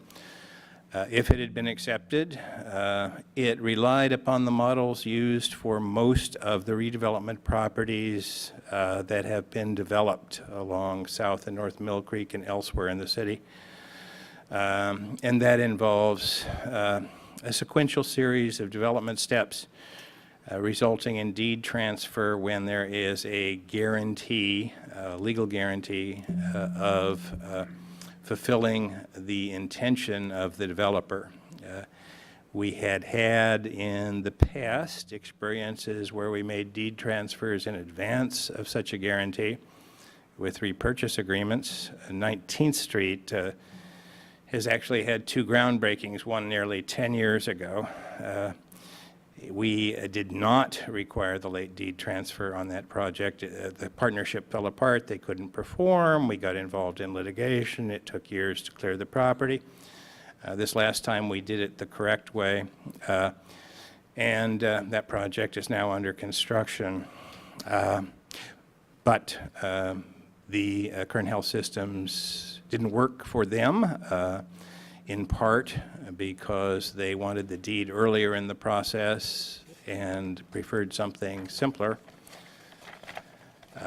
We developed then another LOI that we believed was suitable and met the protection issues of the city, also provided an opportunity for community input. You just saw in Councilmember Weir's ward how a PCD overlay zone works. It affords an opportunity for the neighbors to communicate and to ask the city for protection against whether it be spores in the northeast, or in the case of this property, it might be by the residents to the east for whom we built bridges across Mill Creek so that they could traverse over to the retail and entertainment facilities, both that currently exist and which, in any event, it's used as a mechanism to facilitate development while still protecting the neighborhood. So we offered and had an LOI acceptable by the city staff to present to Kern Health Systems, premised upon that, which did give them an earlier deed transfer. We received Monday this letter, which has been transmitted to you by email and is in the form of a blue memo tonight, from the representatives of Kern Health Systems, indicating that that is also not acceptable. I called Mr. Bynum to seek clarity on the meaning of his letter, and he indicated to me that he had been directed by Kern Health Systems to look elsewhere for a property to which they could relocate. What are PCDs and how frequently are they used? This is actually a scroll. There are two lists here.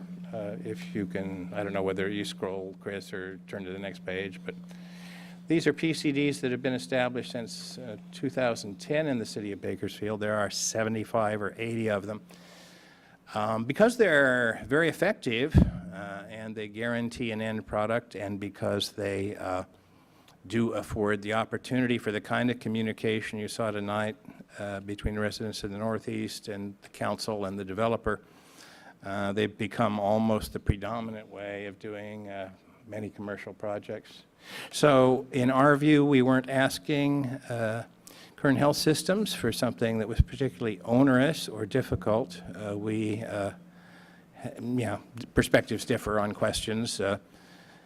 Perhaps to them it was onerous or cumbersome or not desired, but when we sit here and we've done 75 or 80 of them over the last several years, staff perspective is different. So we received that letter on Monday. The Planning and Development Committee met on Tuesday. And the disposition of their action was that they voted 3-0 to place on the May 18th council agenda an item that would reaffirm the original vision for the subject property. Part of the reason for the May 18th date is that the proximity of that meeting to this meeting wasn't compliant with Brown Act requirements, and a council member will be missing from the May 4th meeting. So with that, I am happy to entertain questions.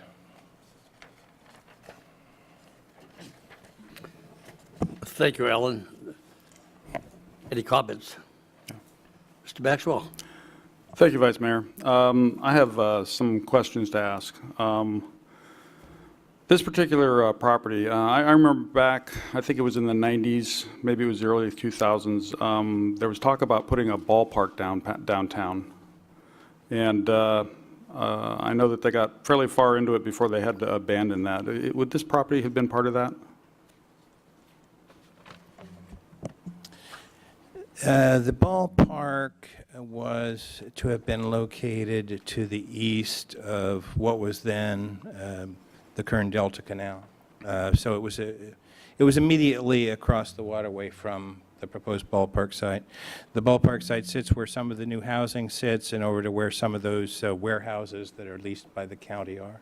So this property was not going to be affected by the ballpark at all? It certainly would have been affected, but it wasn't where the stadium was physically located. Okay. When I was first elected, I was approached by Kaiser, San Joaquin Hospital, and a builder about this particular piece of property. Their vision was that they wanted to put a office building that would have been fronted on California, 2 restaurants, maybe a little bit of retail, and in the back of the facility of that pork chop that as you described it, they wanted to put a medium-term post-surgical health care facility, housing, I don't know, I think about 100 people. It was going to have 200 employees, all making minimum $40,000. And when I came to talk to you about it, your response was that this was supposed to be for entertainment, which I think they were trying to provide you with.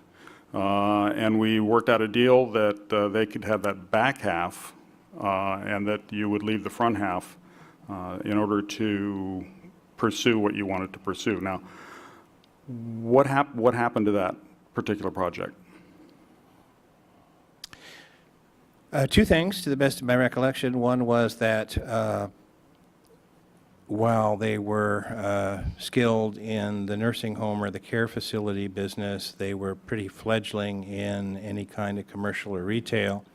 But more significant than that is the management at the San Joaquin Hospital turned over, and they were no longer the selected vendor for that particular auxiliary service. Well, I'd also heard that the city didn't seem to be really that interested in having it on there. And as you remember, we had worked out a agreement, or at least a compromise, that the front half would still, they would not take the front half. That front half would stay in as a city property, and then it would be sold to somebody who would provide better expertise in either running a office building or a restaurant or something along those lines to kind of keep in line with what you're proposing. I believe it was a discussion, not a formal written agreement, but Well, it was agreement between you and me, and that was something that I conveyed to them, and they were real excited about moving forward with that project. So let me ask another question on it. Now, when you received some interest from Mr. Bynum, that was in November, and that is when I got involved in it, because Mr. Bynum called me, since it is in my ward, and he felt that it would be the right thing to do. You had said that you presently already had a project that was being worked on by another entity, and that you really couldn't make any obligations to Mr. Bynum for, I think it was 30 days or 45 days. Can you describe what that other project was? it was a business that is based in Ventura, and I think more recently about to open in San Luis Obispo, that includes bowling, bringing in concerts mid to small size, restaurant and bar, games, entertainment. It is loosely based on a facility that's called Lucky Strike, which is located around the country in various locations, but under different ownership and operation. Okay, and why did that one fall apart?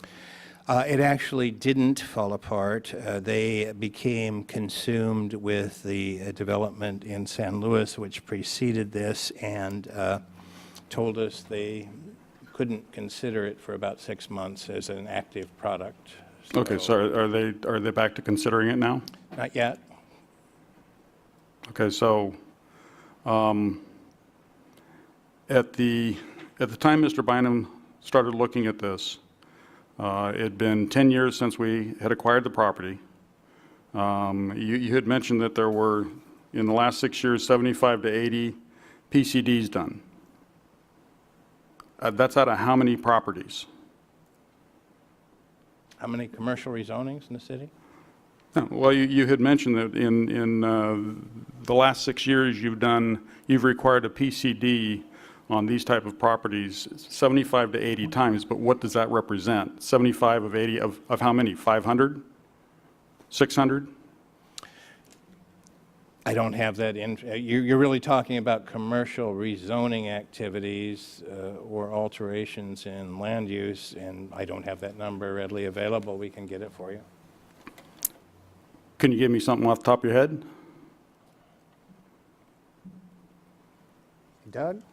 You haven't been here that long.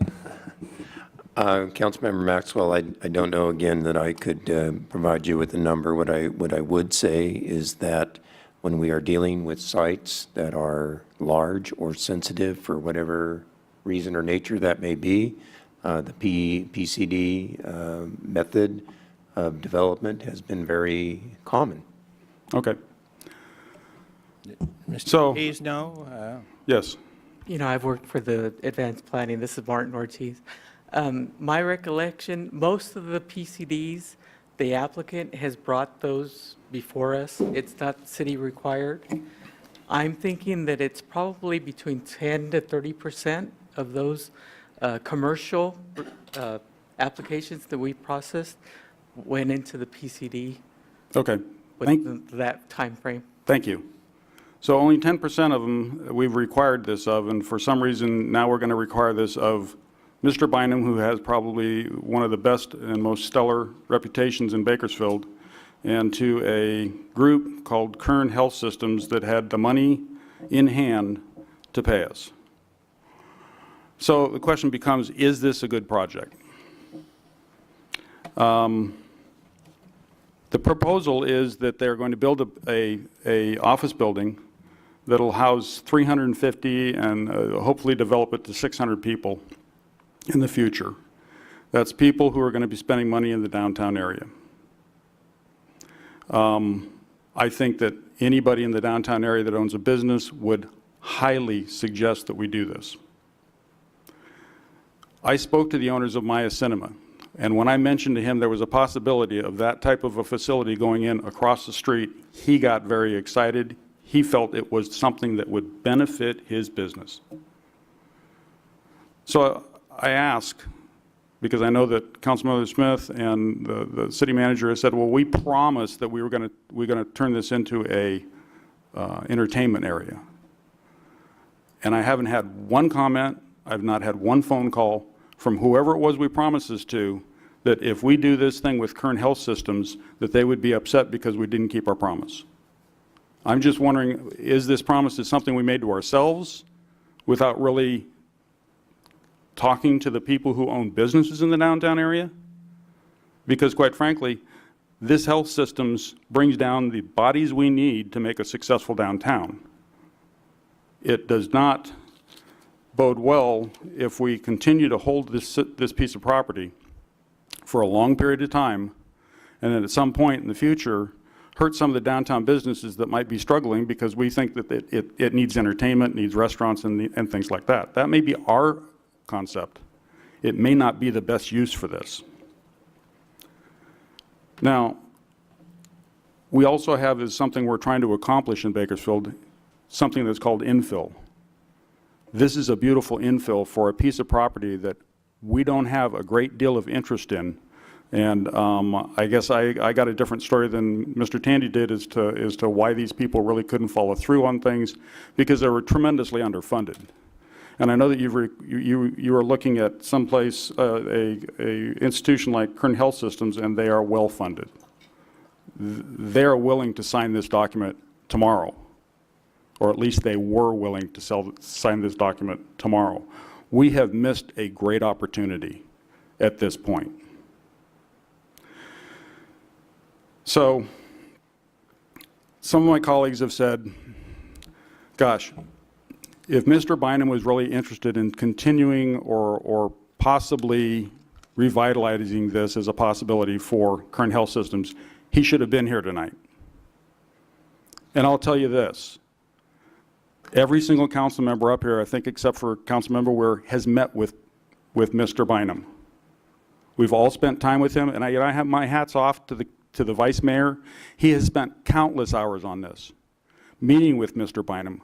And I would say to turn around and say, well, since he's not here tonight, we can just drop this and let this golden opportunity to put some money into our coffers is crazy. Kern Health Systems got to be looking at us and wondering, we want to give you $2.2 million. We want to put a beautiful facility down on that particular property that has been sitting vacant for a long time. And we're going to bring all these bodies downtown that can spend money. They must think we have lost our minds, because we're saying, no, we want to put all these restrictions on you and give them the distinct impression that this city of Bakersfield does not want to do business with them. I would think that we would be bending over backwards for that type of business, that type of opportunity.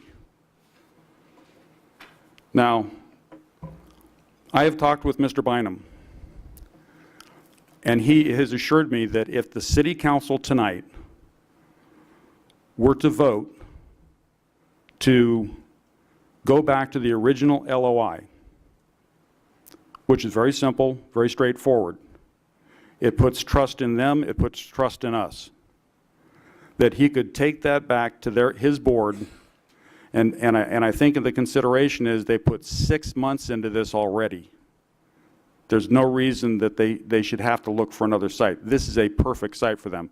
I think Councilmember Rivera is going to point out to you that his ward sits right next to where this building is going to go, and there are several people in his ward that could use this facility, and there's several people in my ward that could use it. It's a good location. It benefits the people to the downtown area. So I am going to make a motion, and the city attorney, if I'm not doing this right, please give me instruction. I would like to make a motion that the city council direct the city manager to take the November 2nd LOI, have the city attorney's office look at it to make sure that we're not putting ourselves in a position because of legal requirements, not desires, but requirements, because we're a public entity and this is a private buyer, and move forward. Now, I would ask the city attorney if she's looked at this first LOI and if she could give us some input on what she sees in it.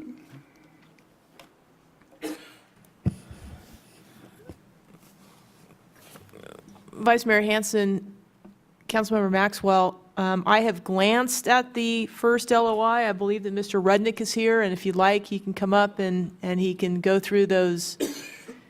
He can go through those provisions with you. But again, my recollection on the first LOI, if you're talking about, again, November, is that the sales price, first and foremost, was substantially under the appraisal price. So again, I wouldn't be recommending the price in the first LOI. But Mr. Rudnick is here. He can come up and make sure that we're talking about the same LOI.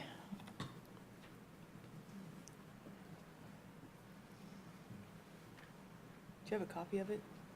Yeah. Show Alan. Is this the first one? Yeah, see.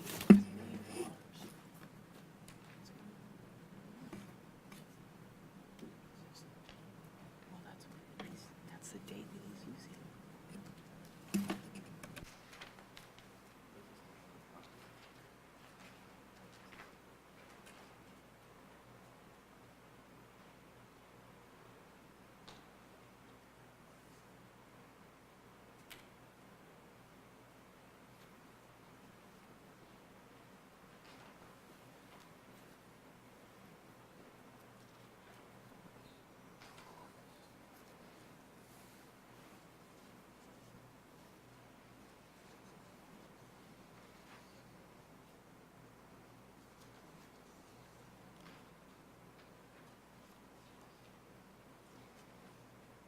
If you need a copy, I've got a copy. No, I have a copy here in front of me. I would just indicate to you, Councilmember Maxwell and the council, that there's 17 provisions on here, and it's a letter actually from Mr. Bynum to, it's actually from, I don't think that the city manager would consider this to be an LOI. I think that, again, I don't know what dates transpired subsequent to November 2nd, but we wouldn't be considering this actually the LOI that was given by the city to Mr. Bynum. But again, the first thing that hits me right off the top is the purchase price. Right. Well, the purchase price that they were talking about back then was $1,141,000, and the purchase price now is $2,200,000. I think it's 2.3 million. It's the appraisal. That's what the appraisal is. So 2.23. This is a substantial amount of money that the city of Bakersfield could definitely be using. Right, but the point is under your current motion, if we were to use this LOI, we would be hurting the city of Bakersfield because the price is $1 million less than what it currently is. If we can go ahead and make those adjustments, and anything else that in this LOI does not meet federal standards or state standards in terms of us selling a piece of property that's owned by the city to this private entity, I mean, is that a possibility?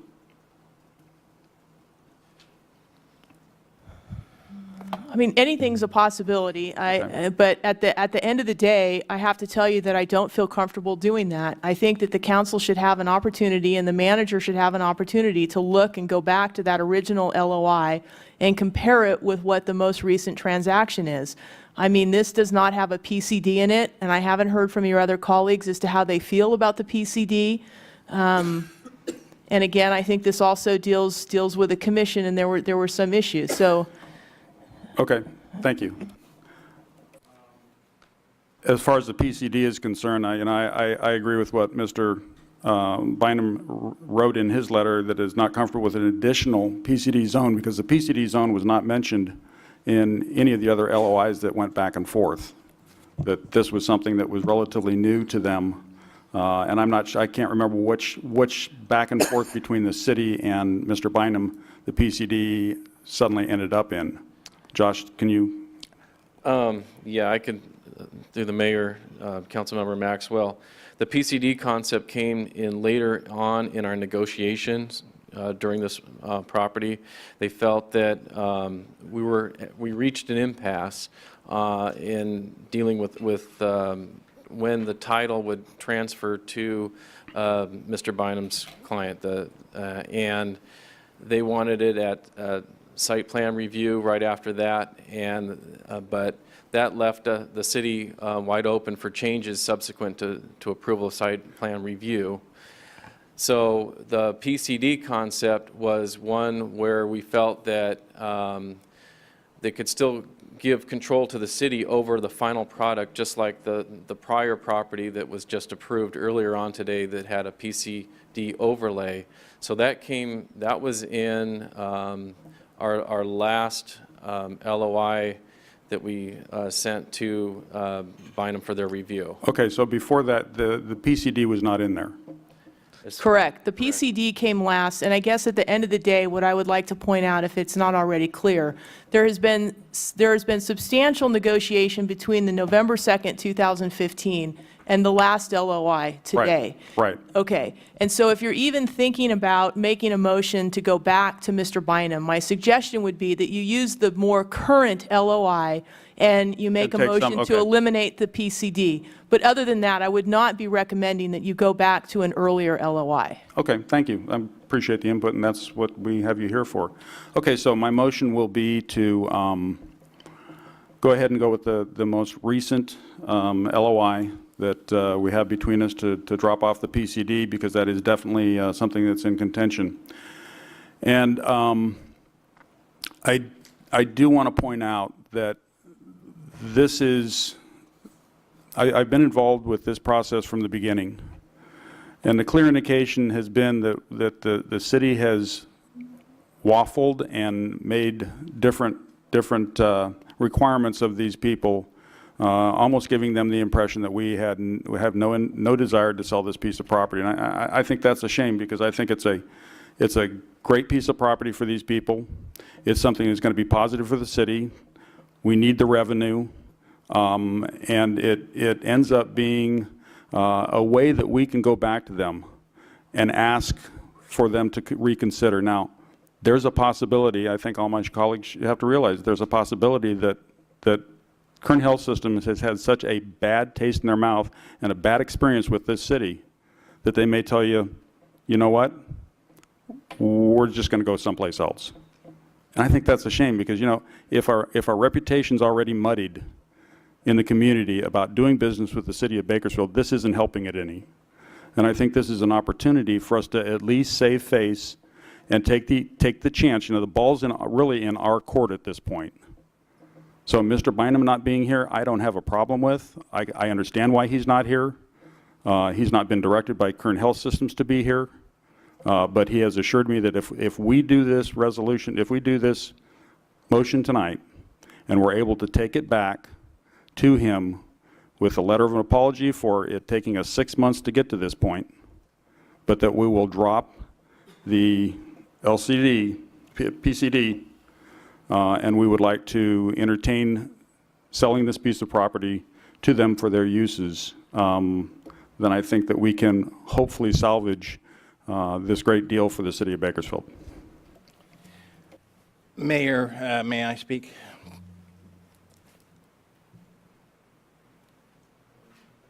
No. Yes. For clarification purposes, Chris, would you go back a couple of slides?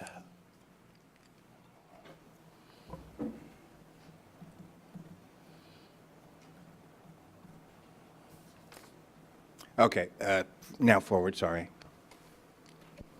I don't want to repeat the entirety of my earlier comments, but I will quickly say, in an effort to bridge any legislative differential views on office versus historic use. We went out and got a neighboring business with whom we've done business to put up $8 million in new market tax credits to pay the costs of sharing the lot, those costs which would have increased due to going higher rather than spreading out, for example. We don't usually do that. We don't have to do that. We did it in a positive attempt to bring a reconciliation, which in theory at least might have made all members of the City Council happy, although we didn't get to the point of finding that out because the concept was rejected by Kern Health Systems. Next slide, please. There have been 2 LOIs which I advised Kern Health Systems were acceptable in my view, and we worked hand in glove with the City Attorney's Office through all of this work. The first was based on the model used by most redevelopment projects. Your motion, as I understand it, would revert to this. Kern Health Systems rejected this. In a positive attempt to bridge the differences, we came up with the alternate idea of a PCD overlay, which replaced some of the delay that was involved in the historic use LOI. They also rejected the PCD overlay. So they have rejected 3 efforts, positive efforts to bring to a conclusion the negotiations on the property so that it could get to the City Council for a policy debate on whether that's the appropriate sale usage or not. Thank you. Thank you. I'm glad you reminded me of the $8 million, what was it called? You're getting some tax credits. That's still a gamble. That's not a guarantee. Also, the $8 million, you know, this is a property that was described by one of my colleagues as a prime piece of real estate. And I'm not sure how you go back and say that this is a distressed and get a tax credit for it when the concept is, no, this is a great piece of property. Also, you know, Alan, it wasn't just the back and forth in terms of some of the requirements and the sale. It was when the sale was completed and when they took ownership. You know, the first LOIs, and again, I saw every single one of them, the first one really said that they were going to spend $2 million minimum before the city was even going to consider that they own the property. And, you know, that's a huge investment. We were requiring $200,000 just to start the LOI. There were a lot of requirements in there that I don't know that you necessarily ask other people to spend before you say, okay, it's your property. You know, in a business deal, somebody walks in and says, I want to buy this, and then you work to make them buy that for the price that you both agree upon. Well, what the city wanted to do is say, well, you give us your money, and sometime in the future, as long as you've jumped through all these hoops, we'll then go ahead and let you have this piece of property. That is not accurate. Well, that is not accurate. I'm sorry. Well, it is, Alan. It is not. You have your opinion, I have mine. I have written documents that prove it conclusively. I'm happy to share I've seen the timeline on when the city would finally leave over its ownership and give full release to the Kern Health Systems, and it was a long way down the timeline. So, Terry, why don't you, my suggestion would be to maybe listen to some of the other comments of the council members. Councilmember Weir. Thank you, Vice Mayor. I have to tell you that I couldn't have described in a more perfect fashion what has gone wrong with this whole process than what I've just witnessed tonight.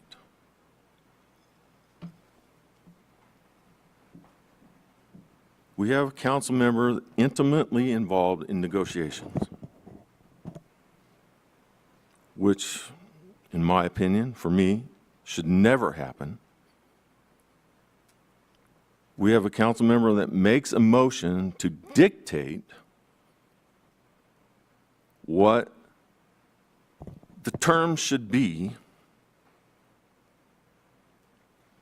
after advocating with the buyer, and then is going to turn around and vote for the seller. This is a conflicted issue from the get-go. And how it cannot be a conflict of interest is beyond my imagination.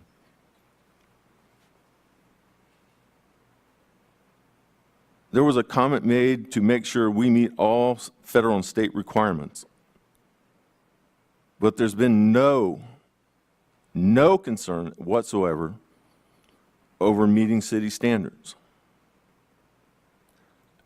We're being asked to vote for something originally was a document I'm not sure that I've ever even seen. And I didn't even know that this whole process was going on until sometime in February. We have bent over backwards in every conceivable fashion to make this process work.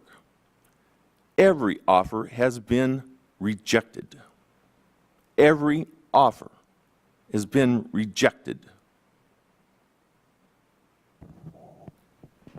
Talk about leaving a bad taste in somebody's mouth. This whole conversation this evening is leaving a very bad taste in my mouth. The ball is not in our court. We received a letter stating they are not interested. And I don't care what council member had what conversation with who. The letter takes precedent over any conversation that I don't know anything about. I'm not denying that Greg is a good man, a person of his word. I don't have confidence in what I'm hearing. We don't owe anybody an apology for doing our due diligence. We have a right to expect staff to do due diligence and make sure they're protecting the interests of the city.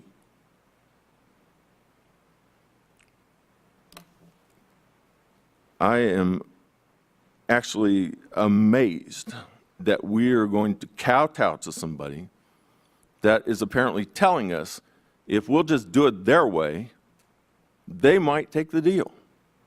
Well, that's unfortunate. We have standards, we have conditions that we need to meet, and they have rejected every possible attempt.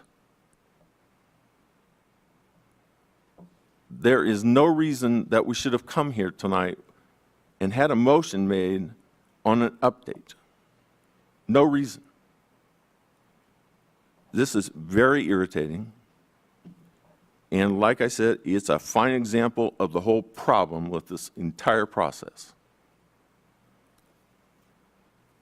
I'll leave the rest to my colleagues. Thank you. I have a couple of comments that go along with others. First of all, you know, Kurt Health, there's no question about it. They're a great organization, top notch. Greg Bynum, I've known him for over 35 years, and I would, you know, if I was doing something in an area that he was involved, I'd be very, very comfortable. I know the contractor, that the potential contractor for this project, top notch again. I think I learned a lesson on this one. You know what it is? Policymakers should not get involved in negotiations. And I think several of us up here have done that. And that doesn't mean that we don't talk to people, as Ken had earlier tonight with his ward on a project. But I got to tell you, I'm so frustrated on this one because as recent as yesterday afternoon when I talked to Greg, and I thought maybe we had something going. But then we have this letter that says they're not willing to accept restrictions beyond current zoning requirements, the normal site plan review and building permit process. That's fine between, if I'm buying a piece of property from Ken or vice versa, but when it comes to a municipality, there are other things that have to be considered. And I checked with the city attorney, and I was told to my face they were not interested in talking about those things. So we have no alternative on this.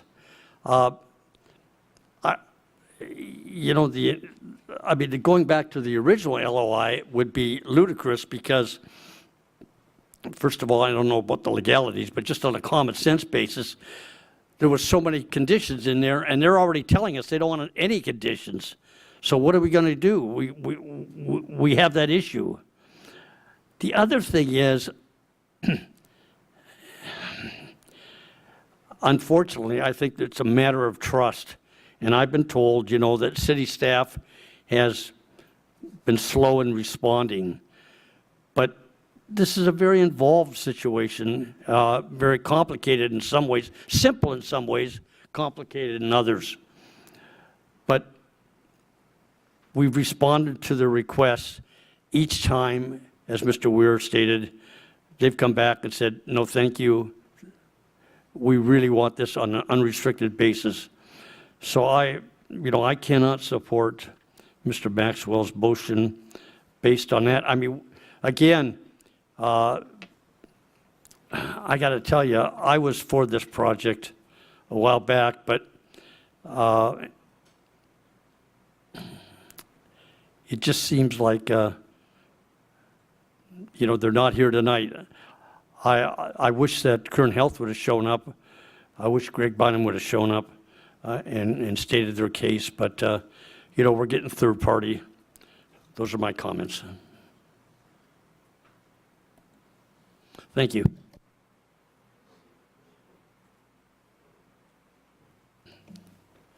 Yeah. Chris Parlier. Yes, Mr. Parlier. Thank you, Vice Mayor. Initially, I should say from the beginning, I was in favor of this project. In a downturn of our oil market, ag, a business that's going to bring potentially $23 million in construction costs and jobs, I think is a good deal. Now, with that being said, to mandate LOIs, contracts, or agreements, and then voting on it, I'm just not comfortable with doing so. Let me ask staff, do we have a current applicant? No. Without a current applicant and then mandating, and, it just kind of doesn't necessarily pass the smell test, is my perception of what the public will think. And, I don't want the perception of, a backroom deal and hurt the public's opinion of transparent government. So I'm not in favor of this either. Thank you, Mr. Rivera. Thank you, Vice Mayor. Yeah, I had a whole lot of comments to make, but they seem to be a moot point at this point, so I will end with this. I have never been so disappointed in my colleagues as I am this evening. Thank you. Thank you, Mr. Smith. Thank you, Mayor. I want to thank Kern Health Systems. I spoke with some of the board members. I gave a presentation. They welcomed me to their board to speak, and also with Greg Bynum, and very professional. And they will build. The money will be spent. They need to build in the community. They will expand. The question is where. And I've always thought that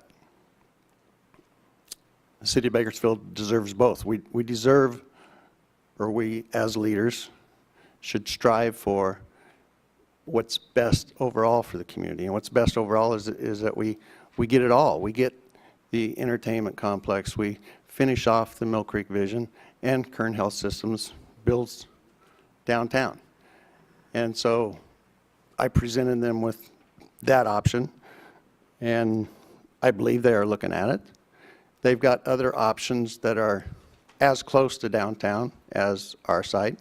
They're looking at a site on Buck Owens and Select, which is about the same distance to the core of downtown as our site. So to me, it's never been that we should accept either or for the community. We should strive to get everything, and that's the direction that I see that it's going. Kern Health Systems is looking at other sites. I believe that they are directed by their board. They have about a 1.5 mile circle from somewhere around F and 30th Street that they want to locate.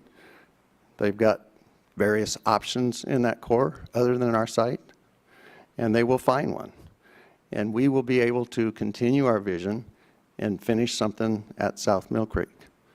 So I think that we strive for the best for the community, and the best will be to get it all for the community. Thank you. Before I call a motion, I do want to make one comment, and that is I have been told over the last 15 years, particularly by out-of-town developers, that they think our staff is top-notch as far as going through the process. So, you know, I know I'm a big backer of Bakersfield, and I should be, but doggone it, for the most part, there's been very, very few critics, in my experience, whether they're out-of-town people or local developers. And in the few cases that they have contacted me, I've called and we've talked, not me, but put them in with staff, and it's been taken care of. So I did want to say that. So we have a motion, please.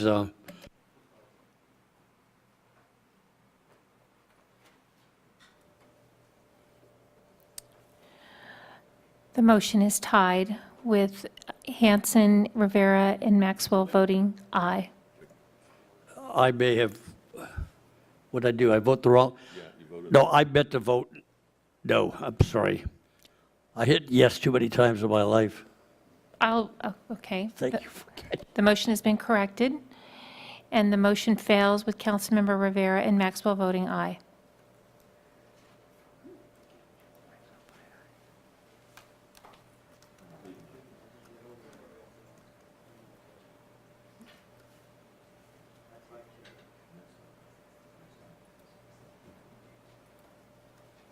Okay, next item is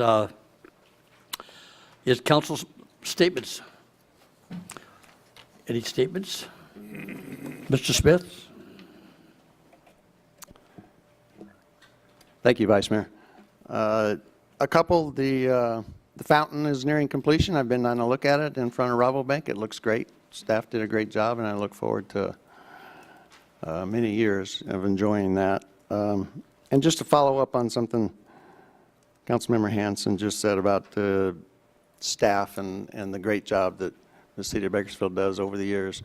I agree with that, and we're very blessed to have very professional staff.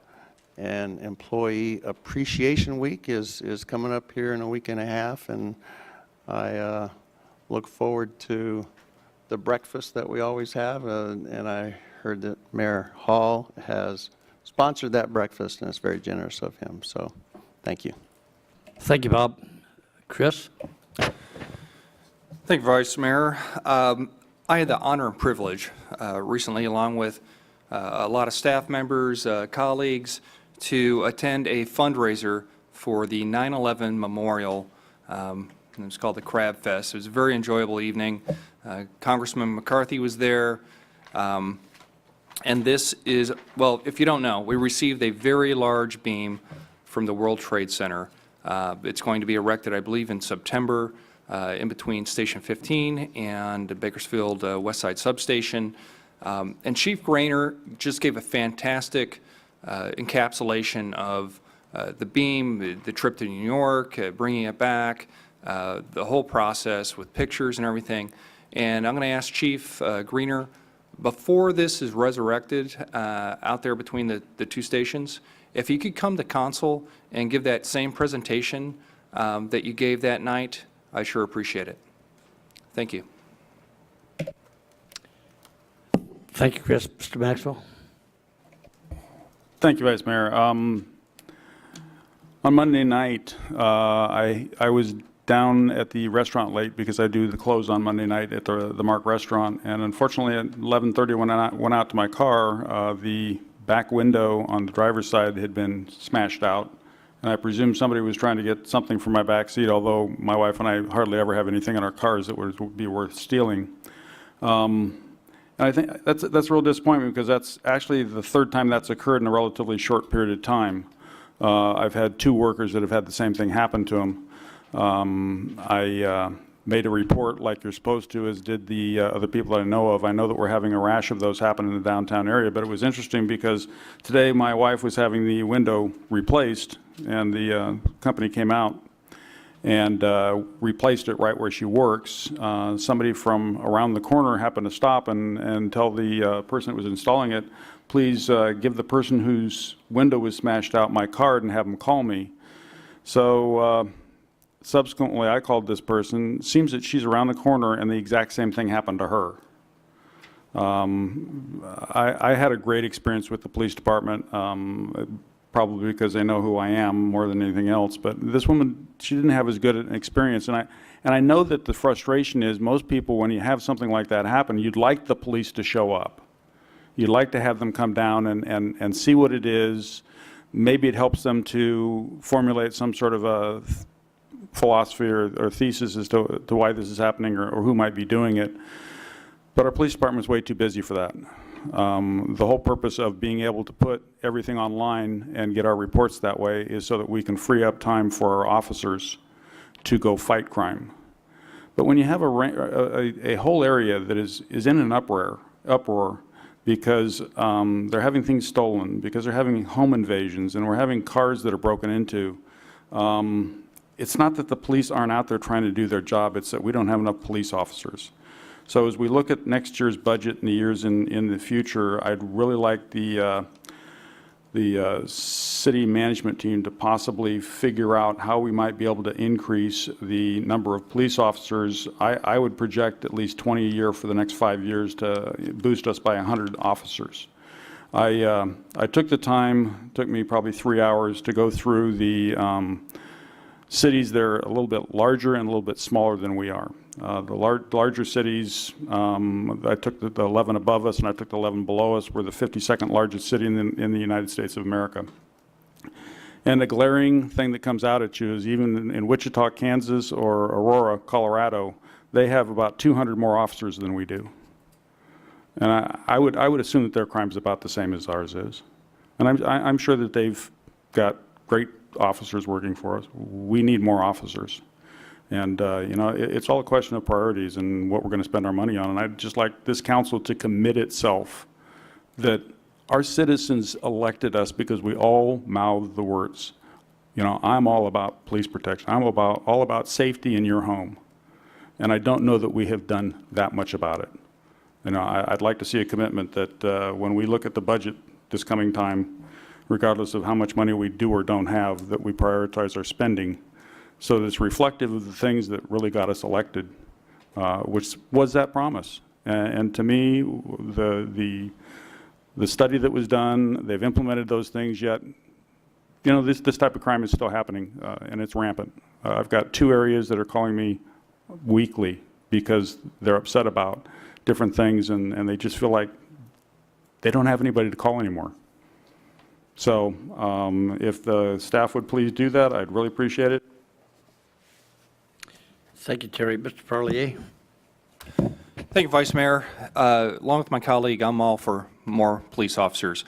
But I want to bring up a good point. And Councilman Rivera and myself, last spring, reopened the South Substation after a closure for 8 years, which has substantially reduced response times in that valley zone, which is both my area and his area.